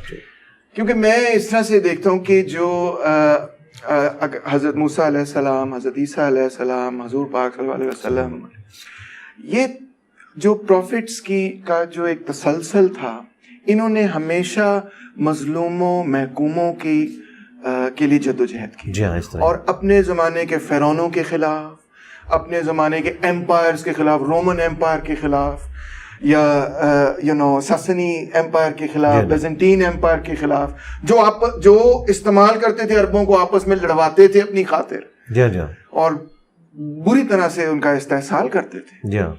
तो मुझे तो ऐसे महसूस हुआ कि हर पैगंबर ने हमेशा मजलूम का साथ दिया, महकूम का साथ दिया, जो वॉइसलेस लोग थे, जो रेचेड ऑफ द अर्थ थे, जिनको कोई पूछता नहीं था, जिनके खिलाफ उनके रंग व नस्ल की वजह से जुल्म व ज़्यादती होती थी, उनसे भी कहा कि आप अजान सुनाएंगे। जी जी, इस तरह ही है। तो मुझे तो एक ऐसी, मेरे दिल में ऐसे जज्बात पैदा होते हैं हमेशा जब मैं जिक्र भी करता हूँ, अभी भी आप शायद मेरी आवाज़ में सुन पा रहे होंगे कि ये तो अजीम तरीन लोग थे जिन्होंने हमेशा जुल्म के खिलाफ स्ट्रगल किया। जी हाँ, जी हाँ। अब मुझे दुख इस बात का होता है कि कभी कभार मुझे ऐसे लगता है कि उनके नाम जो लेने वाले जो हम हैं, हम खुद ही सबसे ज्यादा जुल्म जालिम बन गए। और मैं इस मुसलमानों की बात नहीं कर रहा, मैं इसमें उन ज़ायनिस्टों की भी बात कर रहा हूँ जो हज़रत मूसा अलैहिस्सलाम के नाम पर इजरायली स्टेट को कायम करके फ़लस्तीनियों के साथ जुल्म और ज़्यादती करते हैं।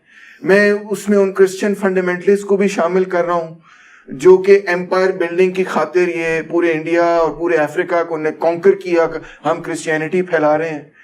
और मैं अपने लोगों को भी उसमें शामिल करता हूँ जो आपस में कत्ल कर करके, तकफीर कर करके, मार मार के हम खुद ही वो चीज़ बन गए जिसके खिलाफ दर हकीकत मैं समझता हूँ, शायद सख्त लफ्ज़ों, अगर गलती है तो आप मुझे बताएं, कि हम खुद ही वो चीज़ नहीं बन गए जिसके खिलाफ पैगम्बरों ने जद्दोजहद की थी। जी बन गए, और इसकी प्रेडिक्शन पहले हदीस में मौजूद थी कि 30 साल के बाद खिलाफत मलूकियत में बदल जाएगी, काट खाने वाली मलूकियत, जाबिर हुक्मरान। ये हदीस तिरमिज़ी में, अबू दाऊद में, मुस्नद अहमद में मौजूद है।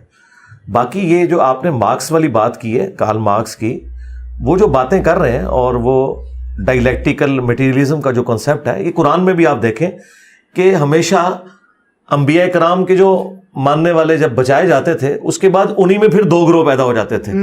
ठीक है, लेफ्ट और राइट आप कह लें, फिर वो आपस में लड़ते थे।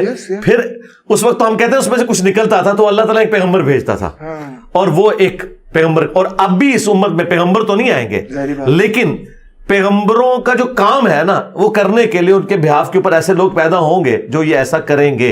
अल्लाह तबारक व तआला वो किसी से भी वो काम ले सकता है, और जो भी इस तरह का काम करे हमें उसका यानी रिगार्ड करना चाहिए। किसी भी हवाले से आपको इख्तलाफ हो सकता है, लेकिन जो पॉजिटिव चीज़ है उसको आपको उसका रिगार्ड करना चाहिए। अब ये जो आपने अंबिया कराम के बारे में बात की, तो अंबिया कराम का तो पूरा कंडक्ट ये है मजलूमों के साथ खड़ा होना, और वो खुद भी उसी कैटेगरी में होते थे। नबी इस्लाम की भी जिंदगी फकर की गुजरी है। हज़रत मूसा अलैहिस्सलाम को भी आप देख लें, वो तो अल्लाह ताला ने मुर्जाना तौर पे उन्हें पाला फिरौन के दरबार में, लेकिन है तो वो उनके गुलामों के दर्जे के ऊपर ही थे ना, बनी इसराइल उनकी महकूम हो चुकी भी थी। तो बिल्कुल ऐसे ही है। और हज़रत ईसा अलैहिस्सलाम नाज़रेत से बिल्कुल ही गरीब इलाके से, जी हाँ, इसी तरह। तो बहरहाल अब ये जो कुछ प्रैक्टिकली हो चुका है, तो जो मुकद्दस किस्म के लोग होते हैं, शख्सियात होती हैं, नजरियात होते हैं, उन्हीं को लोग मिसयूज करते हैं। इस्लाम एक मुकद्दस जज्बा था, लेकिन उसके नाम के ऊपर आपने देखा कि मुसलमान ने मुसलमान का गला काटा। तो ये एक्सप्लॉइट जो लोग करते हैं, बेसिकली मुजरिम वो होते हैं। बात कुछ तो बीच में से दुरुस्त होती है, लेकिन उसके साथ जो सिफर लगा के उसको एक्सट्रीम रवैये के ऊपर ले जाते हैं ना, वो असल में मुजरिम वो लोग हैं। फिर अवाम इस एतबार से मुजरिम है कि वो खुद तालीम हासिल नहीं करती, इल्म हासिल नहीं करती, एजुकेट नहीं होती, और उसकी वजह से। बाकी ये जो मॉडर्न एज में मैं यानी क्रेडिट दूंगा उन लोगों को कि जिन्होंने दोबारा से ये आवाज़ बुलंद की है। और आज तो लोग मिसालें देते हैं, कार्ल मार्क्स की देते हैं, या हैगल की देते हैं, या बाकी लोगों की, लेनिन की देते हैं, लेकिन आप देखें कि ये जो आवाज़ वो बुलंद कर रहे थे, अगर आप अहादीस पढ़ना शुरू करें और उसमें जो पिसे हुए तबके के जो अल्लाह के नबी इस्लाम ने उनके लिए जो रूल्स बताए हैं, उनको जिस तरीके से आपने लेके चलना है, तो आपको लगेगा ये कॉपी किए मैं, क्योंकि ये फितरत की आवाज़ है। मैं ये समझता हूँ इंसानियत ने ठोकरें खा के वो सारी चीज़ें सीख ली हैं, इवॉल्व हो गई हैं ठोकरें खा के, जो अंबिया की तालीमात में मौजूद थी, लेकिन वो अंबिया के मानने वाले खुद ही उस पर सांप बन के बैठे और उन्होंने पब्लिक तक नहीं पहुंचने दी। और उसके पीछे एम्पायर्स थी। एम्पायर कब चाहेंगी कि बेसिक ह्यूमन राइट्स के ऊपर बात हो? देखें, एम्पायर्स इतनी खतरनाक है कि नबी का नवासा उन्होंने कत्ल कर दिया है। ठीक है, यानी ये कुर्सी का नशा इतना बड़ा है پوری فیملی کے ساتھ جو جی جی. تو یہ کرسی کا نشہ اتنا بڑا ہے کہ انہوں نے جس پیغمبر کو مانا تھا اور کربلا میں یہ بھی نماز پڑھ رہے تھے, وہ بھی نماز پڑھ رہے تھے, اور آل محمد کو قتل کرنے والے بھی نماز میں پڑھ رہے تھے اللہم صلی علی محمد وعلی آل محمد, اور قتل بھی کر رہے تھے. ابھی کتنا بڑا تضاد ہے. تو اتنا بڑا تضاد ہمیں وہاں نظر آ رہا ہے. تو یہاں پہ بھی انبیاء کے ماننے والوں نے انبیاء کے نام کے اوپر لوگوں کا استحصال کیا. انبیاء کی وہ تعلیمات نہیں تھی. یہ بالکل آپ کی بات ٹھیک ہے. پبلک کو کیسے کنونس کیا جائے؟ یہ جو آپ نے بات کی یہ سب سے بڑی بات ہے کہ جو لوگ مینیپولیٹ کر رہے ہیں اور لوگوں کے جذبات کے ساتھ کھیل رہے ہیں اپنے مفادات کے لیے, سیاسی مفادات کے لیے اور چیزوں کے لیے, پبلک کیسے سمجھ سکتی ہے کہ ان کی چالیں کیا ہیں, اینٹیڈوٹ کیا ہے؟ دیکھیں آج کل تو اس کا بڑا آسان حل ہے. البتہ آج سے 50-60 سال پہلے تو ہمارے پاس کوئی سولوشن نہیں تھا, الا یہ کہ پرنٹ میڈیا کے ذریعے بات پہنچتی. میرا خیال ہے اب ہمارے پاس ایسٹ صرف سوشل میڈیا ہے. اچھا. ہاں, اگر میں آپ سے کہوں کہ حکومتی لیول کے اوپر ہم کوئی چینج لا سکیں تو یہ پاسبل نہیں ہے, کیونکہ حکومت میں وہی لوگ بیٹھے ہیں جو اس سسٹم کے بینیفیشری ہیں, وہ کبھی نہیں چاہیں گے. ٹھیک ہے. ضیاء الحق صاحب آپ کو پتا کتنی آیتیں کوٹ کرتے تھے, حدیث کوٹ کرتے تھے, لیکن وہ اپنی کرسی کی خاطر. صحیح کہہ رہے ہیں. تو یہ کبھی نہ سلیبس کو چینج کریں گے. سلیبس میں انہوں نے آپ کو مطالعہ پاکستان ہی پڑھانا ہے, ٹھیک ہے نا, اور انہوں نے آپ کو دینیات نہیں پڑھانی, اسلامیات پڑھانا ہے. یہ بھی فرق ہے. دینیات پڑھانی چاہیے, اسلامیات تو ایک چھوٹی سی چیز ہے نا, دینیات پڑھانی چاہیے. تو تھوڑا سا وضاحت کر دیجیے کہ کیا فرق ہے. دیکھیں جو دینیات میں آپ کو جو دین کا بنیادی کانسیپٹ ہے, گاڈ کا کانسیپٹ, خدا کا کانسیپٹ, اس کی مخلوق کے ساتھ اس کا کیا ریلیشن شپ ہے, یہ آپ کو پتہ چلے. حقوق اللہ, حقوق العباد کا پتہ چلے, اور خدا ہماری ضرورت کیوں ہے, ہم نے مر جانا ہے, کسی کے سامنے پیش ہونا ہے. جب تک آپ کے اندر خدا کا کانسیپٹ نہیں آئے گا, کریٹر کا, آپ کسی بھی ریلیجن پہ چلنا آپ کے لیے مشکل ہوگا. وہ آپ کے لیے کوئی ضروری چیز نہیں ہے جب آپ خدا کو ہی سیریس نہیں لے رہے. ہاں, جب آپ خدا کو سیریس لیں گے تو اگلا سٹیپ آپ طے کریں گے, خدا ہماری ضرورت کیوں ہے, ہم کیوں خدا کو مانیں. یہ تو نہیں سکھایا جاتا, ہمیں یہ بتایا جاتا ہے کہ آپ مسلمان ہیں اور آپ نے یہ کرنا ہے. آپ مسلمان کیوں ہیں؟ اس لیے مولانا مودودی نے جو کتاب لکھی ہے وہ دینیات تھی. وہ آج بھی اگر آپ مقبوضہ کشمیر میں اسکولوں میں دینیات پڑھائی جاتی ہے, آج بھی آپ کتاب پڑھیں تو آپ کا دل خوش ہو جائے گا. اور ہم بھی جب چھوٹے چھوٹے تھے نا, اس وقت دینیات کتاب ہوتی تھی, اسلامیات بعد میں آئی ہے. جس طرح پہلے اس وقت معاشرتی علوم ہوتا تھا, پھر مطالعہ پاکستان آ گیا, ادھر بھی یہ گڑبڑ ہوئی ہے. اسے سوشل اسٹڈیز ہی رہنا چاہیے تھا, وہ پاکستان اسٹڈیز بن گیا. ٹھیک ہے نا. تو یہ آہستہ آہستہ ہوا نا ہمارے ساتھ. ہم نے یعنی لوگوں کو ایک شاہدولہ کے چوہوں کی طرح بنانا شروع کر دیا, اور دماغ ہمارا نہیں کھل سکا. مگر سوشل میڈیا کے ذریعے آپ کھول رہے ہیں. جی, سوشل میڈیا ہمارے پاس ایک سورس ہے جس کے ذریعے ہم لوگوں کو بتا سکتے ہیں. آپ دیکھیں آج کے اس ماڈرن دور میں اگر کوئی بندہ کسی مذہبی طبقے کے سامنے یہ بات کرے کہ محمد علی جناح نے یہ ایک سیکولر اسٹیٹ بنائی تھی, وہ تو ماننے کے لیے تیار نہیں ہوگا, آپ کا گلا کاٹ دے گا. صحیح بات ہے. ہاں ٹھیک ہے. ہاں, تو وہ تو نہیں مانے گا, لیکن ان کو منوانے کے لیے آپ کو اسٹیپ وائز ہی بتانا پڑے گا کہ کیا ہوا تھا. کیونکہ یہاں تو یہ کانسیپٹ دیا گیا ہے کہ مسلمانوں کے علاوہ کسی کا رہنے کا حق نہیں ہے. اگرچہ ہمارے آئین میں سب کے حقوق ہیں, لیکن پریکٹیکلی انہوں نے کچھ اور بتا دیا. جس طرح قرآن میں کچھ اور لکھا ہے, پریکٹیکلی کچھ اور اسلام انہوں نے بتا دیا. تو اس کے لیے سوشل میڈیا ہمارے پاس ایک سورس ہے کہ آپ آواز بلند کریں. اور دوسرے نمبر پہ جو ایسٹ ہے ہمارے سامنے وہ ہے دنیاوی تعلیم. آج بھی اگر دنیاوی تعلیم نہ ہوتی نا تو یہ اسی طریقے سے آرتھوڈاکس قسم کے ہی مسلمان بن کے نکلنے تھے. اور یہ آرتھوڈاکس میں نیگیٹو معنوں میں استعمال کروں جو ان کے بابوں نے انہیں پڑھایا. اگر یہ بکش مسلمان ہو تو ایسے آرتھوڈاکس کو تو سلام ہے جو بکش ہو, یہ اپنے بابوں کی تعلیمات کے اوپر تھے. اگر یہ بابوں کی تعلیمات سے نکلے ہیں تو یہ دنیاوی تعلیم کی برکت ہے. آج آپ دیکھیں, آپ کو آج زیادہ پریکٹسنگ مسلمان نظر آ رہے ہیں بنسبت آج سے 40-50 سال پہلے. یہ میں آپ کو ریل ٹائم بتا رہا ہوں. آپ جب پاکستان بن رہا تھا اس وقت جلسوں میں دیکھیں کتنے لوگوں نے داڑیاں رکھی ہوئی تھی. آج نوجوان داڑھی رکھتے ہیں, اس زمانے میں بوڑھے لوگ صرف داڑھی رکھتے تھے, جوان نہیں رکھتے تھے. کیونکہ ان لوگوں نے دین کو اسٹڈی کر کے اپنی دنیاوی تعلیم کی برکت سے موٹیویٹ ہوئے ہیں کہ ہم نے اس کو پریکٹس کرنا ہے. آج اسلام آباد کے کالجز, یونیورسٹیز کے باہر اگر آپ کھڑے ہوں, آپ کو زیادہ حجاب میں عورتیں نظر آئیں گی بنسبت آج سے 40-50 سال پہلے. ہاں, تو یہ چینج کہاں سے آئی ہے؟ یہ کسی دینی جماعت کی برکت ہے؟ نہیں. اچھا, کیا یہ مولویوں کی برکت ہے؟ نہیں. یہ صرف کریڈٹ جاتا ہے تو دنیاوی تعلیم کو. دنیاوی تعلیم نے آپ کا دماغ کھولا. میں دنیاوی تعلیم کی برکت ہوں. میں یہ کریڈٹ اگر پہلے نمبر پہ کسی کو دیتا ہوں تو میری تعلیم ہے. ٹھیک ہے, پھر میں نے اسٹڈی کیا, اس کے بعد جو علماء کی کنٹریبیوشن ہے, ان کی کتابوں سے ہم نے استفادہ کیا, ان کی محنتیں تھی. لیکن اگر میرے پاس دنیاوی تعلیم نہ ہوتی, تو یہ سب کچھ میرے لیے ویسے ہی تھا. میں بھی ایک اور مولوی بن کے تو سامنے ایک کلٹ بن کے آ جاتا ہے, ایک فرقہ بنا کے.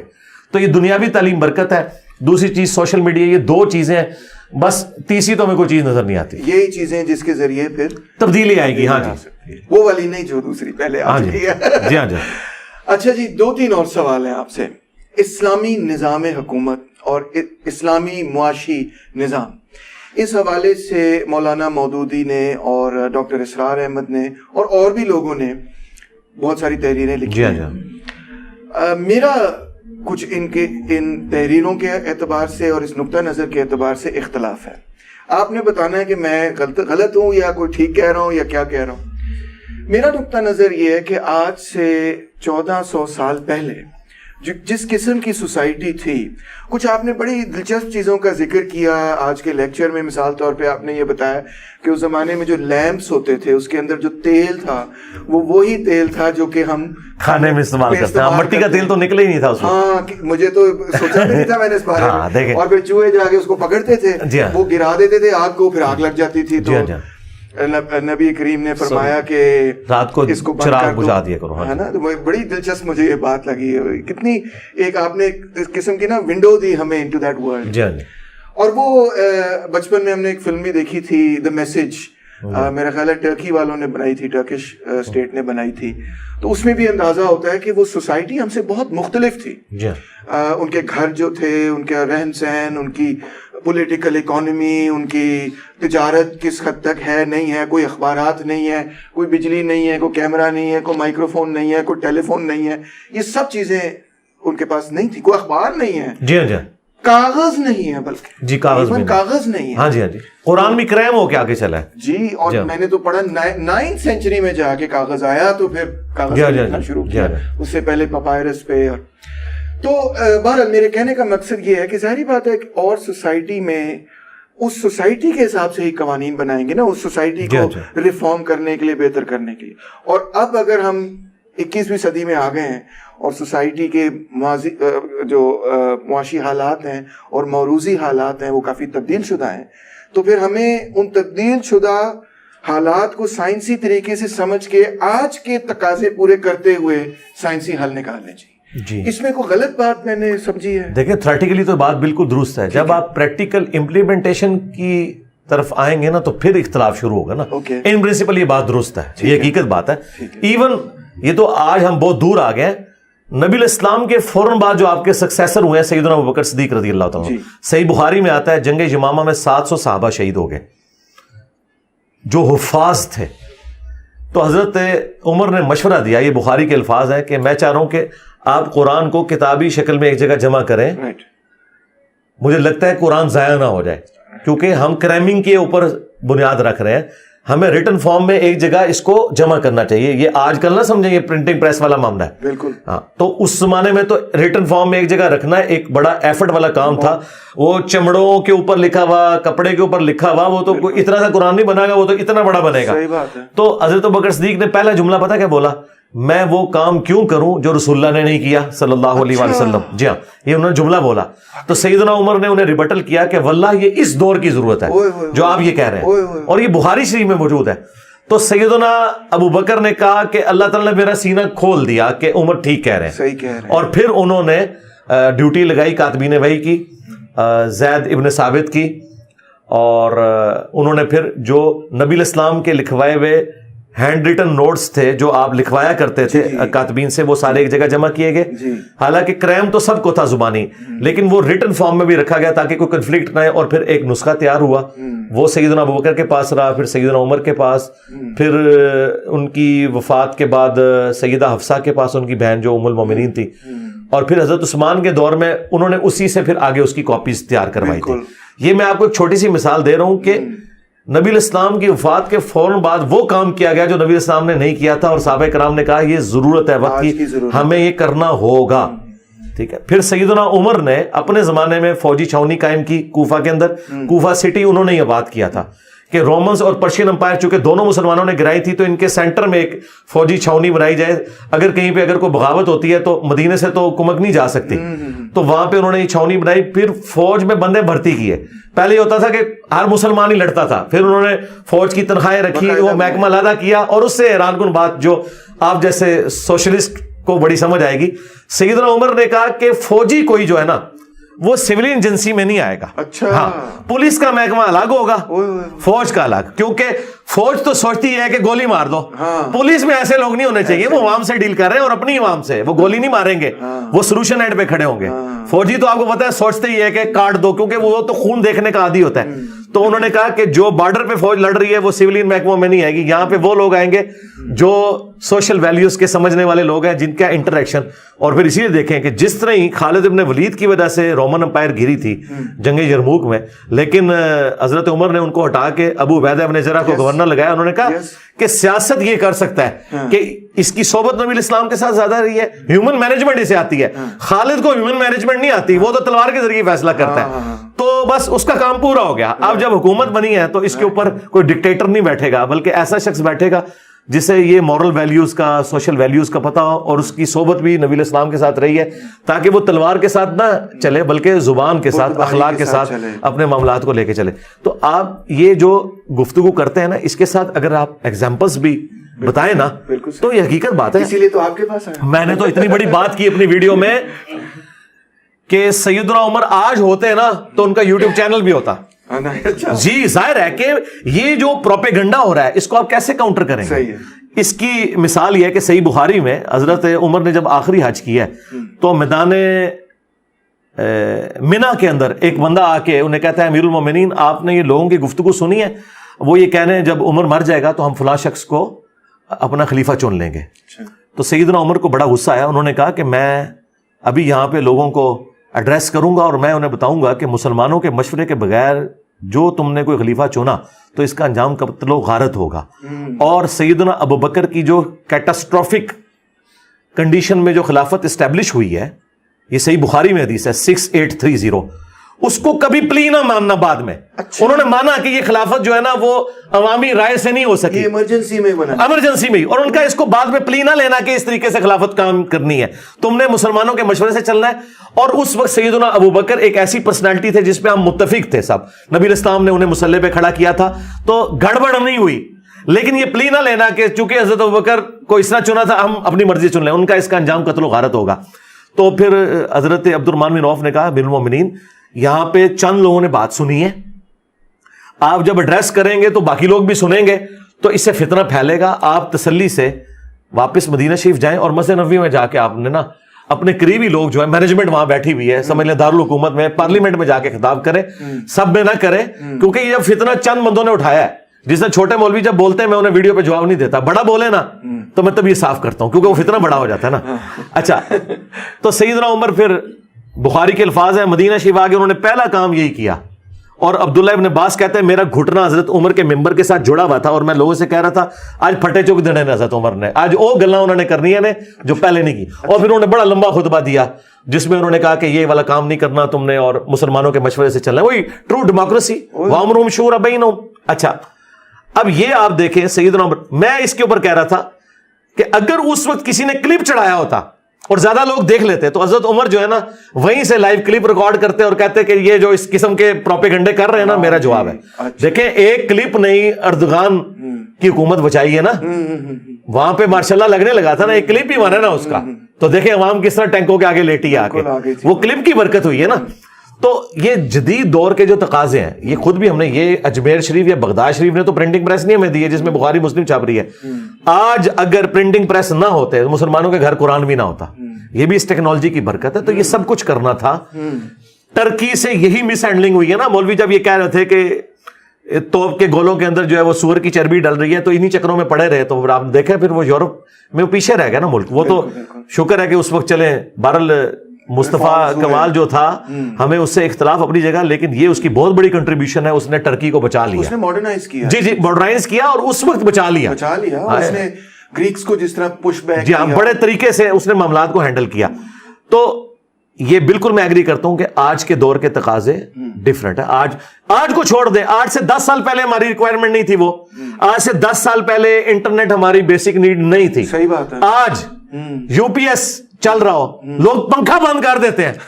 ہاں وہ کہتے ہیں کہ پنکھا اگر بند ہو گیا تو خیر ہے, انٹرنیٹ نہیں بند ہونا چاہیے. یہ بیسک نیڈ ہے. تو آج ہم بیسک نیڈز کی بات کریں گے تو انٹرنیٹ بھی آئے گا اس میں. ایک اور کنٹروورشل سوال, آپ ایسے یہ آپ نے پیراڈائم ہلا دیا ہے, سچی بات ہے, ہلا دیا آپ نے, حدیث کوٹ کر کے ہلا دیا ہے کہ وہ یہ تو میں نے ابھی 2-3 مثالیں دی ہیں, میں اور دوں تو یہ آپ کے کیمرے کا لینس پھٹ سکتا ہے. ہاں اس پہ اکتفا کریں. نہیں لینس بڑا مہنگا ہے. اچھا ایک اور بات سمجھنا چاہ رہا ہوں کہ میرے حساب کتاب میں, آپ نے پھر اگین بتانا ہے کہ میں درست ہوں یا غلط ہوں, اور اگر میں غلط ہوں تو معذرت پہلے کر لیتا ہوں, کہ profit piece be upon him کی زندگی میں جو حکومت تھی وہ بہرحال ایک محدود ایریا کے اندر, سعودی عربیہ مکہ مدینہ کے ارد گرد کے اندر تھی, اور پھر حضرت ابو بکر کے پیریڈ کے اندر وہ اور ایکسپینڈ کی, اور حضرت عمر کے پیریڈ کے اندر تو انہوں نے ساسنی امپائر کو ڈیفیٹ کیا وغیرہ وغیرہ, آپ کو پتہ ہی ہے. اب جب وہ نئی بڑی سلطنت بنی تو اس کے اپنے مختلف تقاضے تھے اور اس کو ان کو پورا کرنا تھا. تو میں اس طرح سے دیکھتا ہوں کہ جو مختلف فقہ کے سکولز ڈیولپ ہوئے, مالکی, شافعی, حنبلی, حنفی, وہ بھی ایک طرح سے جو قانون ہے اس کی ارتقاء کا ثبوت ہے, کہ کیونکہ نئے نئے پرابلمز اسلامک اسٹیٹ کو فیس کرنے پڑ رہے تھے, تو اس کی تقریباً 200 ایئرز تک میں دیکھتا ہوں کہ ایک قسم کی لیگل ایوولوشن اور ڈیولپمنٹ نظر آتی ہے. جی ایسے ہی ہے. یہ میں غلط کہہ رہا ہوں یا جی ٹھیک کہہ رہے ہیں. اس میں صرف تاریخ پہلو یہ ہے کہ وہ 200 سال کے بعد 300 سال کے بعد رک گئی, وہ رکنی نہیں چاہیے تھی. اچھا ہاں, یہ اسی طریقے سے کہ آپ ٹرین پہ چڑھ گئے اور کوئی اور سواری چڑھنے نہیں دے رہے, باقیوں کا بھی حق ہے نا. صحیح ہے. ہاں میں یہ بات کرتا ہوں کہ آج 90% مسائل وہ ہیں کہ جو امام مالک, امام شافعی, احمد بن حنبل, امام حنیفہ کو ان مسائل کا ہی نہیں پتا, سولوشن کہاں سے انہوں نے دینا ہے. مثلا کیمرے کا مسئلہ, ٹھیک ہے, بلڈ ڈونیشن کا مسئلہ, ٹھیک ہے, بلڈ ڈونیشن کا تو اس زمانے میں کسی کو پتہ ہی نہیں تھا. ہاں جی, آرگن ڈونیشن اور باقی سارے ایشوز وہ آج کے دور کے مسائل ہیں. ہوائی جہاز میں نماز, اس کے لیے قبلہ رخ کیسے کھڑا ہونا ہے, وہ آج کے دور کے لوگ بتائیں گے. اجتہاد اسلام کی خوبصورتی ہے, اسلام کی یہ ٹالرنس ہے کہ اجتہاد کا دروازہ قیامت تک کھلا ہوا ہے. ٹھیک ہے, اور یہ سیدنا عمر کا فتویٰ موجود ہے سنن نسائی میں, المصنف ابن ابی شیبہ میں. انہوں نے اپنے قاضی شریح جو کوفہ کے چیف جسٹس تھے انہیں خط لکھا کہ جب بھی تجھے کوئی مسئلہ ہو تو قرآن میں دیکھنا, قرآن میں نہ ملے سنت میں دیکھنا, سنت میں نہ ملے تو مسلمانوں کے اجماع میں دیکھنا, اور اگر اس میں نہ ملے تو پھر تم اجتہاد کر لینا. ٹھیک ہے, وہ تم نے اجتہاد اس وقت گیون سرکمسٹانسز کے اندر کرنا ہے. بیسک پرنسپلز وہی ہیں, امرہم شورا بینہم, جو قرآن میں ہے کہ مسلمانوں کے آپس کے معاملات شورا سے, مشورے سے طے ہوں گے. لیکن اسلام یہ کہتا ہے, ویسٹرن ڈیموکریسی اور ہماری ڈیموکریسی میں فرق ہے. ہم کہتے ہیں حلال اور حرام کا فیصلہ اللہ کرے گا, حلال کے دائرے کے اندر طریقہ کار آپ کر سکتے ہیں. مثلا آپ ڈیموکریسی کی بنیاد پہ یہ ڈیسائیڈ کریں گے کہ آپ نے افطار میں کھجور سرو کرنی ہے, روح افزا, جام شیری یا بوتل, لیکن اس پہ ڈیموکریسی نہیں ہو سکتی کہ ہم نے شراب سرو کرنی ہے. ہاں یہ ہے اصل چیز, یہ ہمارا اختلاف ہے. حدود طے کر دی ہیں, ہاں جی, اندر رہتے ہوئے اندر آپ دیکھیں نا جی, ہم نے کیا کچھ نہیں کر دیا. یہ مطلب ہم نے اس ایک کیمرے کے ذریعے ایک چھوٹی سی جگہ پہ بیٹھ کے پوری دنیا کو وہ راستہ دکھایا ہے اللہ کے فضل سے, جو قرآن و سنت کے اندر موجود تھا اور صدیوں سے اس کے اوپر غبار ڈال دیا گیا تھا. یہ آپ کر سکتے ہیں, یہ آپ کا رائٹ ہے, اور آپ کی بات سنی جائے گی انشاءاللہ. اور اسی سے آپ سمجھتے ہیں کہ مسلم سیولائزیشن جو ہے وہ مزید آگے کی طرف. اس میں اور تلخ بات کر دوں آپ کے کیمرے میں, کئی باتیں ایسی ہیں جو ہمارے علماء کو بعد میں سمجھ آتی ہیں, عوام کو پہلے سمجھ آتی ہیں. اچھا, مثلا اسپیکر میں نماز یہ کہتے تھے شیطانی نماز ہے. احمد بریلوی نے بھی فتویٰ دیا, اشری تھانوی دیوبندی نے بھی فتویٰ دیا, دونوں نے. جی دونوں کے فتاوی موجود ہیں. الیاس قادری صاحب نے, جو باپا جانی ہیں, انہوں نے جب دعوت اسلامی کے اجتماع میں اسپیکر میں نماز شروع کروائی, سب سے بڑا ان پہ اعتراض یہ ہوا کہ آپ نے احمد بریلوی صاحب کے اپنے بزرگوں کے مسلک کو چھوڑ دیا. اچھا, تو انہوں نے کہا نہیں, اس دور کی یہ ریکوائرمنٹ ہے, مجھے کرنا چاہیے. اچھا, تو یہ لرن کیا. پھر یہ اسپیکر, اس کے بعد تصویر دیکھ لیں, تصویر پہلے حرام تھی. اچھا, اس کے بعد یہ مباح ہوئی کہ نہ حلال ہے نہ حرام ہے, پھر مستحب کے بہتر ہے, اب واجب ہے. تصویر کے بغیر مولوی سٹارٹ ہی نہیں ہوتا. اچھا, تو یہ آپ 50-60 سال میں دیکھ رہے ہیں انہوں نے کتنا لرن کیا ہے. انٹرسٹنگ. ہاں, تو پہلے تو یہ اس کو حرام کہتے تھے. ٹی وی اور ریڈیو کے والے سے بھی یہ جی یہ کہتے تھے. خود الیاس قادری صاحب کہتے تھے کہ ایک اسلامی بہن کو نبی الاسلام خواب میں آئے کہ تم نے ٹی وی اپنے گھر سے نکالا ہے میرے دشمن کو, تو میں نے تمہیں اپنی زیارت کروائی ہے. آج وہی دعوت اسلامی ہے، ان کی مساجد کے اندر بڑے ٹی وی لگے ہوئے ہیں اور اس پہ مدنی چینل چل رہا ہے. تو میں نے اس پہ کہا تھا کہ الیاس قادری صاحب ہمیں بتائیں کہ نبی الاسلام کی ٹی وی سے دوستی کب ہوئی ہے؟ کیونکہ دشمنی بھی تو آپ نے ڈکلیئر کی تھی نا. آپ نے ڈکلیئر کی تھی نا کہ ٹی وی سے فی نفس ہی دشمنی تھی. ٹھیک ہے، اگر صرف اسلامک چینل کی بات تھی، اسلامی چیزوں کی تھی، تو اس وقت تو آپ نے یہ تفریق نہیں کی. آپ نے کہا یہ ہونا نہیں چاہیے. ٹھیک ہے، اور اس وقت آپ نے عوام کے اندر یہ اس کو دشمن کے طور پر پریزنٹ کیا. تو عوام کو بعض اوقات چیزیں پہلے سمجھ آتی ہیں، علماء کو بعد میں. کیونکہ علماء کے لیے سب سے آسان ہوتا ہے کہ سب سے پہلے کہہ دے نہیں یہ جائز کوئی نہیں. نو کہنا آسان ہے. کیوں؟ وہ اس لیے کہ اس سے ایک ہلچل مچے گی نا. ہاں ہلچل مچے گی. ہاں جی امپورٹنس ملے گی. انہوں نے فتویٰ دے دیا ہے کہ یہ جائز نہیں ہے. ٹھیک ہے، اور جو کسی بات کے اوپر جائز کا فتویٰ دیتے ہیں نا، اس کے اوپر ہنگامہ یہ کھڑا ہوتا ہے کہ یہ واجب القتل ہو چکا ہے. اور جو نجائز کے اوپر فتوے دیتے ہیں ان کی عزت ہوتی ہے کہ جی وہ مفتی صاحب نے کیا ہے جائز نہیں، بچ کے رویو جی، چین والی کڑی نہیں پانی. ہاں ٹھیک ہے، لیکن اگر کوئی بات کہہ دے نہیں جائز ہے یار یہ وہ چیز نہیں ہے، کہہ دینا گستاخ ہو گیا. دیکھو انہوں نے اسلام دا اس لیے وہ علماء نے مزاج بھی ایسا بنایا کہ نہ کہنے میں ان کی عافیت ہے. احمد بریلوی نے سٹارٹ میں یہ کہا تھا یہ جو اینک لگانا ہے نا یہ یہود و نصارہ کا طریقہ ہے. نہیں اندازہ کریں. ہاں، اور بعد میں پھر ظاہر ہے ان کی جو تصویر ہمارے پاس ہے اس میں انہوں نے خود بھی اینک لگائی ہوئی تھی. اچھا ٹھیک ہے، تو جو چیزیں مذہبی ایکٹیویٹیز نہیں تھی انہوں نے ان کو مذہب بنا کے. یہ ابھی بھی آپ دیکھیں کتنے آرتھوڈاکس قسم کے لوگ ہیں، وہ کہتے ہیں ٹیبل اور کرسی پہ بیٹھ کے کھانا یہود و نصارہ کا طریقہ ہے. یہ بھی میں نے سنا ہے. ہاں، ٹائی کو کہہ دیتے ہیں یہود و نصارہ کا طریقہ ہے. ہاں، تو پھر میں ان کو ان کی لینگویج میں جواب دیتا ہوں کہ یہ جو آپ کے ہاتھ میں 76 موبائل ہیں اتنے بڑے بڑے جو مریدوں کے پیسوں کے گفٹ ہیں، یہ یہود و نصارہ کا طریقہ نہیں ہے. ٹھیک ہے، یہ جو آپ نے ڈبل کیبنیں رکھی ہوئی ہیں اور پیچھے جو باڈی گارڈ کلاشنکوف کے ساتھ کھڑے کیے ہوئے ہیں، یہ اجمیر شریف والوں نے تو نہیں کلاشنکوف بنائی ہوئی، یہ یہود و نصارہ کا طریقہ نہیں ہے. ٹھیک ہے، تو ساری فیسلٹیز خود اویل کر رہے ہیں، ہمیں ان چکروں میں ڈالتے ہیں. وہ ہے مذہبی ایکٹیویٹی کو آپ نے فالو نہیں کرنا. باقی تو ساری چیزیں صحیح مسلم میں حدیث ہے، جس نے اسلام میں اچھا طریقہ جاری کیا اسے ثواب ملے گا، اور جس نے برا طریقہ جاری کیا اس پہ وبال ہوگا. تو یہ ایک حدیث ان پرنسپل ہے کہ آپ کوئی بھی اسلام میں اچھا طریقہ جاری کر سکتے ہیں.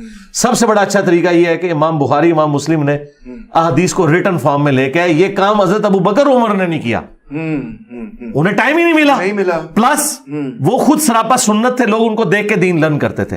لیکن جب ہم سٹیبل ہوئے ہیں تو ہمیں اندازہ ہوا کہ نہیں یار ریٹن ریکارڈ ہونا چاہیے. اب یہ ہے وہ چیز جو صحابہ تابعین نے نہیں کی اور امام بخاری امام مسلم نے کی ہے. یہ وہ تھنک آؤٹ آف باکس ہے جو آپ کہہ رہے تھے نا کہ اس دور کے تقاضوں کو دیکھنا ہے. بالکل. تو آج ہم نے اس میں ویلیو ایڈیشن دیکھی ہے کہ سعودی عرب نے باقاعدہ سافٹ ویئر مکتبۃ شاملہ بنا دیا ہے.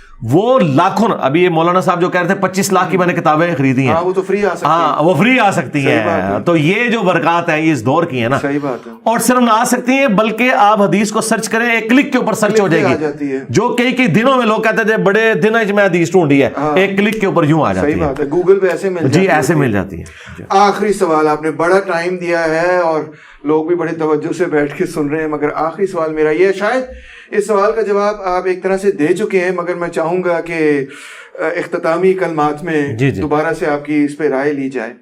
اگر میں پچھلے 1400 سال کی مسلمانوں کی تاریخ کے حوالے سے یہ آپ سے سوال کروں کہ ویئر ڈڈ وی گو رانگ، سب سے بڑی ہم سے غلطی کیا ہوئی جس کی وجہ سے آج مسلمان جو ہیں اور مسلمان ملک جو ہیں، ہو سکتا ہے کوئی ایک آدھ ملک بڑا امیر ہو تیل کی وجہ سے، مگر بیسکلی ہم بہت پیچھے رہ گئے ہیں تہذیب کی دوڑ میں، معیشت کی دوڑ میں، سیاست کی دوڑ میں، دنیا کی دوڑ میں. ہم بہت بیکورڈ کنٹریز میں ہمارا شمار ہوتا ہے. ایجوکیشن کے حوالے سے بھی دیکھیں، انوینشنز کے حوالے سے، حالانکہ ایک وقت وہ تھا کہ جب اگر کوئی سائنس پڑھنا چاہتا تھا، فلسفہ پڑھنا چاہتا تھا تو اس کو عربی پڑھنی پڑتی تھی. عربی سیکھنی پڑتی تھی فلسفی سیکھنے کے لیے.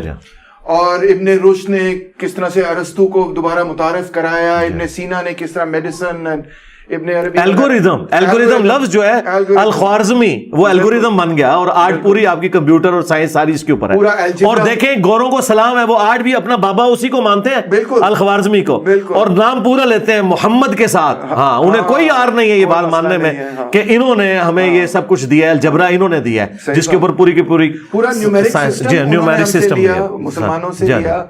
آئی سائٹ کے حوالے سے ابن ہیشم کی جو کمال قسم کی جو تحقیق تھی، پن ہول کیمرہ بنانا، مطلب اٹس انکریڈیبل. مگر آج بالکل وہ نظر نہیں آتا. where did we go wrong, ہم سے غلطی کیا ہوئی, کون وہ لوگ ہیں, یا کون سا وہ طبقہ ہے, یا کیا کون سی وہ سوچ ہے, یا کون سی وہ قوت ہے, یا کیا ہم سے غلطی ہوئی جس کی وجہ سے ہمیں یہ ذلت دیکھنی پڑ رہی ہے, اور ہم کیا کر سکتے ہیں اس کو ٹھیک کرنے کے. ٹھیک کرنے کے لیے تو ایجوکیشن کو ہی عام کرنا پڑے گا, جس کی وجہ سے ہم نے یہ ساری عزت کمائی تھی. غلطی یہ ہوئی ہے کہ ہمارے جو مسلمان حکمران تھے اس وقت ان کے زیر سرپرستی گریکس کی کتابیں عربی میں ٹرانسلیٹ ہوئیں, اور انہوں نے یونیورسٹیز کو بجٹ دیے, اور یونیورسٹیز کے اندر دینی تعلیم کے ساتھ یہ ساری تعلیم بھی سکھائی جاتی تھی, بلکہ ساری انوینشنز ہوئیں. چاہے وہ عباسیوں کو آپ دیکھ لیں, زیادہ تو انہی کے دور کے اندر یہ ساری ہوا. آپ دیکھیں یہ زمین کا سرکمفرنس پہلی دفعہ ایک مسلمان نے جو ہے وہ کیلکولیٹ کیا تھا. آلموسٹ اس وقت 37,000 کلومیٹر اس نے کیا, اور اب یہ 40,000 کلومیٹر ہے اپروکسیمیٹلی جو اس نے کیا. پہلے گریک نے بھی کیا تھا, پھر مسلمانوں نے کیا. اچھا, اب اس سے یہ آپ اندازہ لگائیں کہ کرسچنز جن کے اندر یہ کانسیپٹ تھا کہ زمین چوکور ہے, جی ٹھیک ہے, فلیٹ, اور ہاں فلیٹ ہے, اور مسلمان سرکمفرنس کیلکولیٹ کر رہے تھے, اور وقت کے حکمران نے اسے انعام بھی دیا, اور اگر وہ اسلام کے خلاف ہوتی بات تو وہ اسے قتل کرواتے. اس کا مطلب ہے اسلام میں یہ چیز نہیں تھی کہ زمین فلیٹ ہے. صحیح, نان سائنٹیفک کبھی بھی یہ فنومینا اسلام کے اندر نہیں رہا, جس طرح کہ پبلک کے اندر مشہور ہے. بعض علماء نے پھر اس قسم کے فتوے دیے جس کی وجہ سے مسئلہ خراب ہوا, زمین ساکن ہے اور اس قسم کے. باقی یہ سب کچھ ہوا جب مسلمانوں نے اپنی حکومت لوز کرنی شروع کی اور یہ غلامی کے دور میں گئے ہیں. پھر انہوں نے اپنے آپ کو دین بچانے کے چکر میں اپنے آپ کو صرف دین تک محدود کر لیا. یہ مدارس بھی جو بنے ہیں نا وہ اسی وجہ سے ہی بنے. ذرا میں اس پہ قطع کلامی کر رہا ہوں. یہ جو آپ کہہ رہے ہیں کہ جب وہ غلامی کے دور میں گئے, کس پیریڈ آف ہسٹری کی بات؟ ظاہر ہے کہ یہ پہلا تو آپ دیکھیں نا, اسپین جب ان کے ہاتھ سے چھنا, اس کے بعد پھر جب منگولز آئے, جی منگولز آئے, ٹرننگ پوائنٹ وہ تھا. وہ بھی کوئی علم دوست تو نہیں تھے نا, انہوں نے کتابوں کے ساتھ کیا کچھ کیا, وہ تو علم دشمن تھے. علم دشمن تھے. کتابیں تک انہوں نے دجلہ میں اور فرات میں, اور پھر دیکھیں جو علم دوست لوگ ہیں انہوں نے اس وقت بھی جو کتابیں انہیں ملی, آج بھی آپ کو گوروں کی لائبریریز میں ایسی کتابیں ملیں گی, قرآن کے کئی نسخے ملیں گے اس زمانے کے. تو یہ منگولز جو ہے نا یہ ہمارے اوپر ایک اس اعتبار سے نازل ہوئے, اور اس میں ظاہر مسلمانوں کی بھی اپنی غلطی تھی, پولیٹیکل سسٹم کا فیلئر بھی تھا. اصل چیز یہی ہے نا جی, لوگ اس کو دیکھیں, جدا ہو دین سیاست سے تو رہ جاتی ہے چنگیزی. ڈاکٹر ہاں چنگیز آ گیا نا جی. تو پولیٹیکل سسٹم جب آپ کا ٹوٹتا ہے, ہم اسی لیے دیکھیں ہم ان حکومتوں کو مسلمان حکومتیں مانتے ہیں, اسلامی حکومتیں نہیں مانتے. بنو امیہ کو, بنو عباس کو, یا سلطنت عثمانیہ کو. لیکن یہ ساتھ ہی ساتھ ہم ان کی یہ خوبی مانتے ہیں کہ کم از کم مسلمانوں کے اوپر ایک شیلٹر تو تھا نا. اس شیلٹر کی وجہ سے ہم بھی اس کا رونا روتے ہیں. اس میں بڑا گرو کیا, بہت گرو کیا.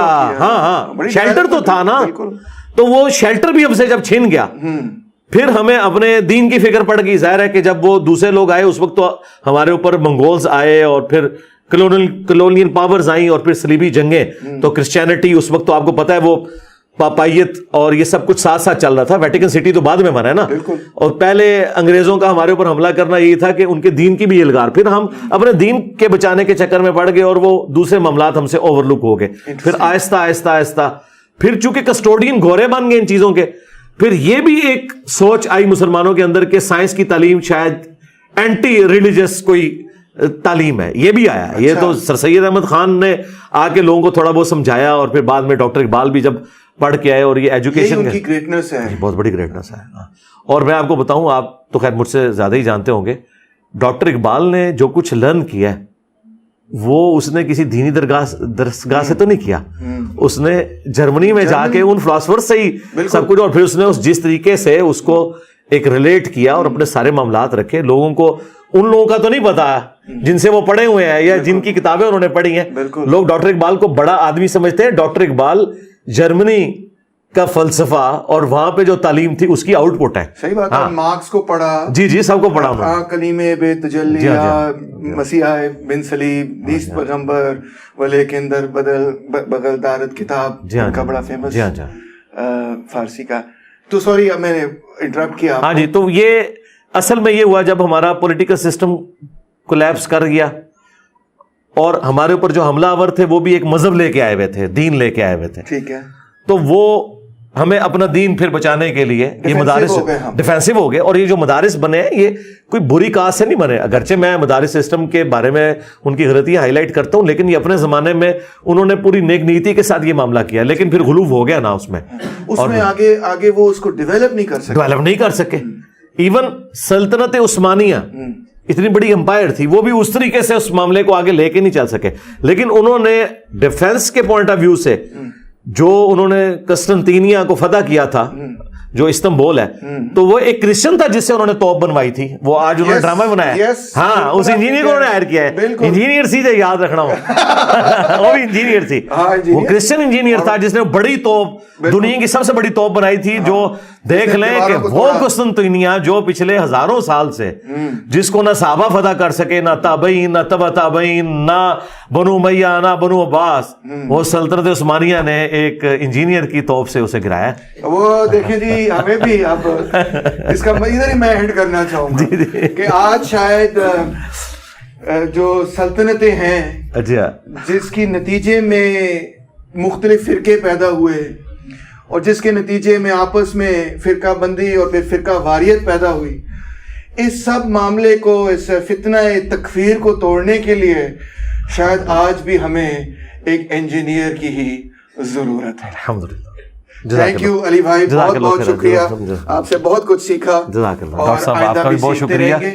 آپ اپنی صحت کا نہ صرف مگر اپنی سیکیورٹی کا بھی پلیز خیال رکھیں, کیونکہ بہت سارے لوگ جو ہیں وہ آپ جانتے ہی ہیں کہ جو سوچ آپ پھیلا رہے ہیں, جو تکفیر کا فلسفہ, فلسفہ تو اس کو نہیں کہنا چاہیے, فتنہ جو آپ توڑ رہے ہیں, تو وہ اپنی اپنی چیزیں قائم رکھنا چاہتے ہیں. اس کے لیے مجھے ڈر ہے کہ وہ آپ کو نقصان پہنچانے کی کوشش کریں گے. تو پہلے بھی انہوں نے کوشش کی ہے, مگر آپ جو ہے اللہ کی برکت سے ان کی ذات میں نہیں آئے, بچے رہے, اور آئندہ بھی ہم آپ کے لیے دعا کرتے ہیں. ہم بھی آپ سے ریکویسٹ کریں گے یہاں سے ہو کے جانے کے بعد آپ نے بھی اپنی سیکیورٹی کا خیال رکھنا, کیونکہ اب آپ کو بھی لوگ سیریس لیں گے. دیکھیں, ہم تو پہلے سن رہے ہیں آپ کی جو ویڈیوز مجھ سے ملاقات سے پہلے کی ریکارڈڈ ہے نا جی, اب اگر مذہبی طبقہ وہ دیکھے گا نا تو انہیں نظر آئے گا کہ شاید یہ شروع سے ہی گمراہ تھا.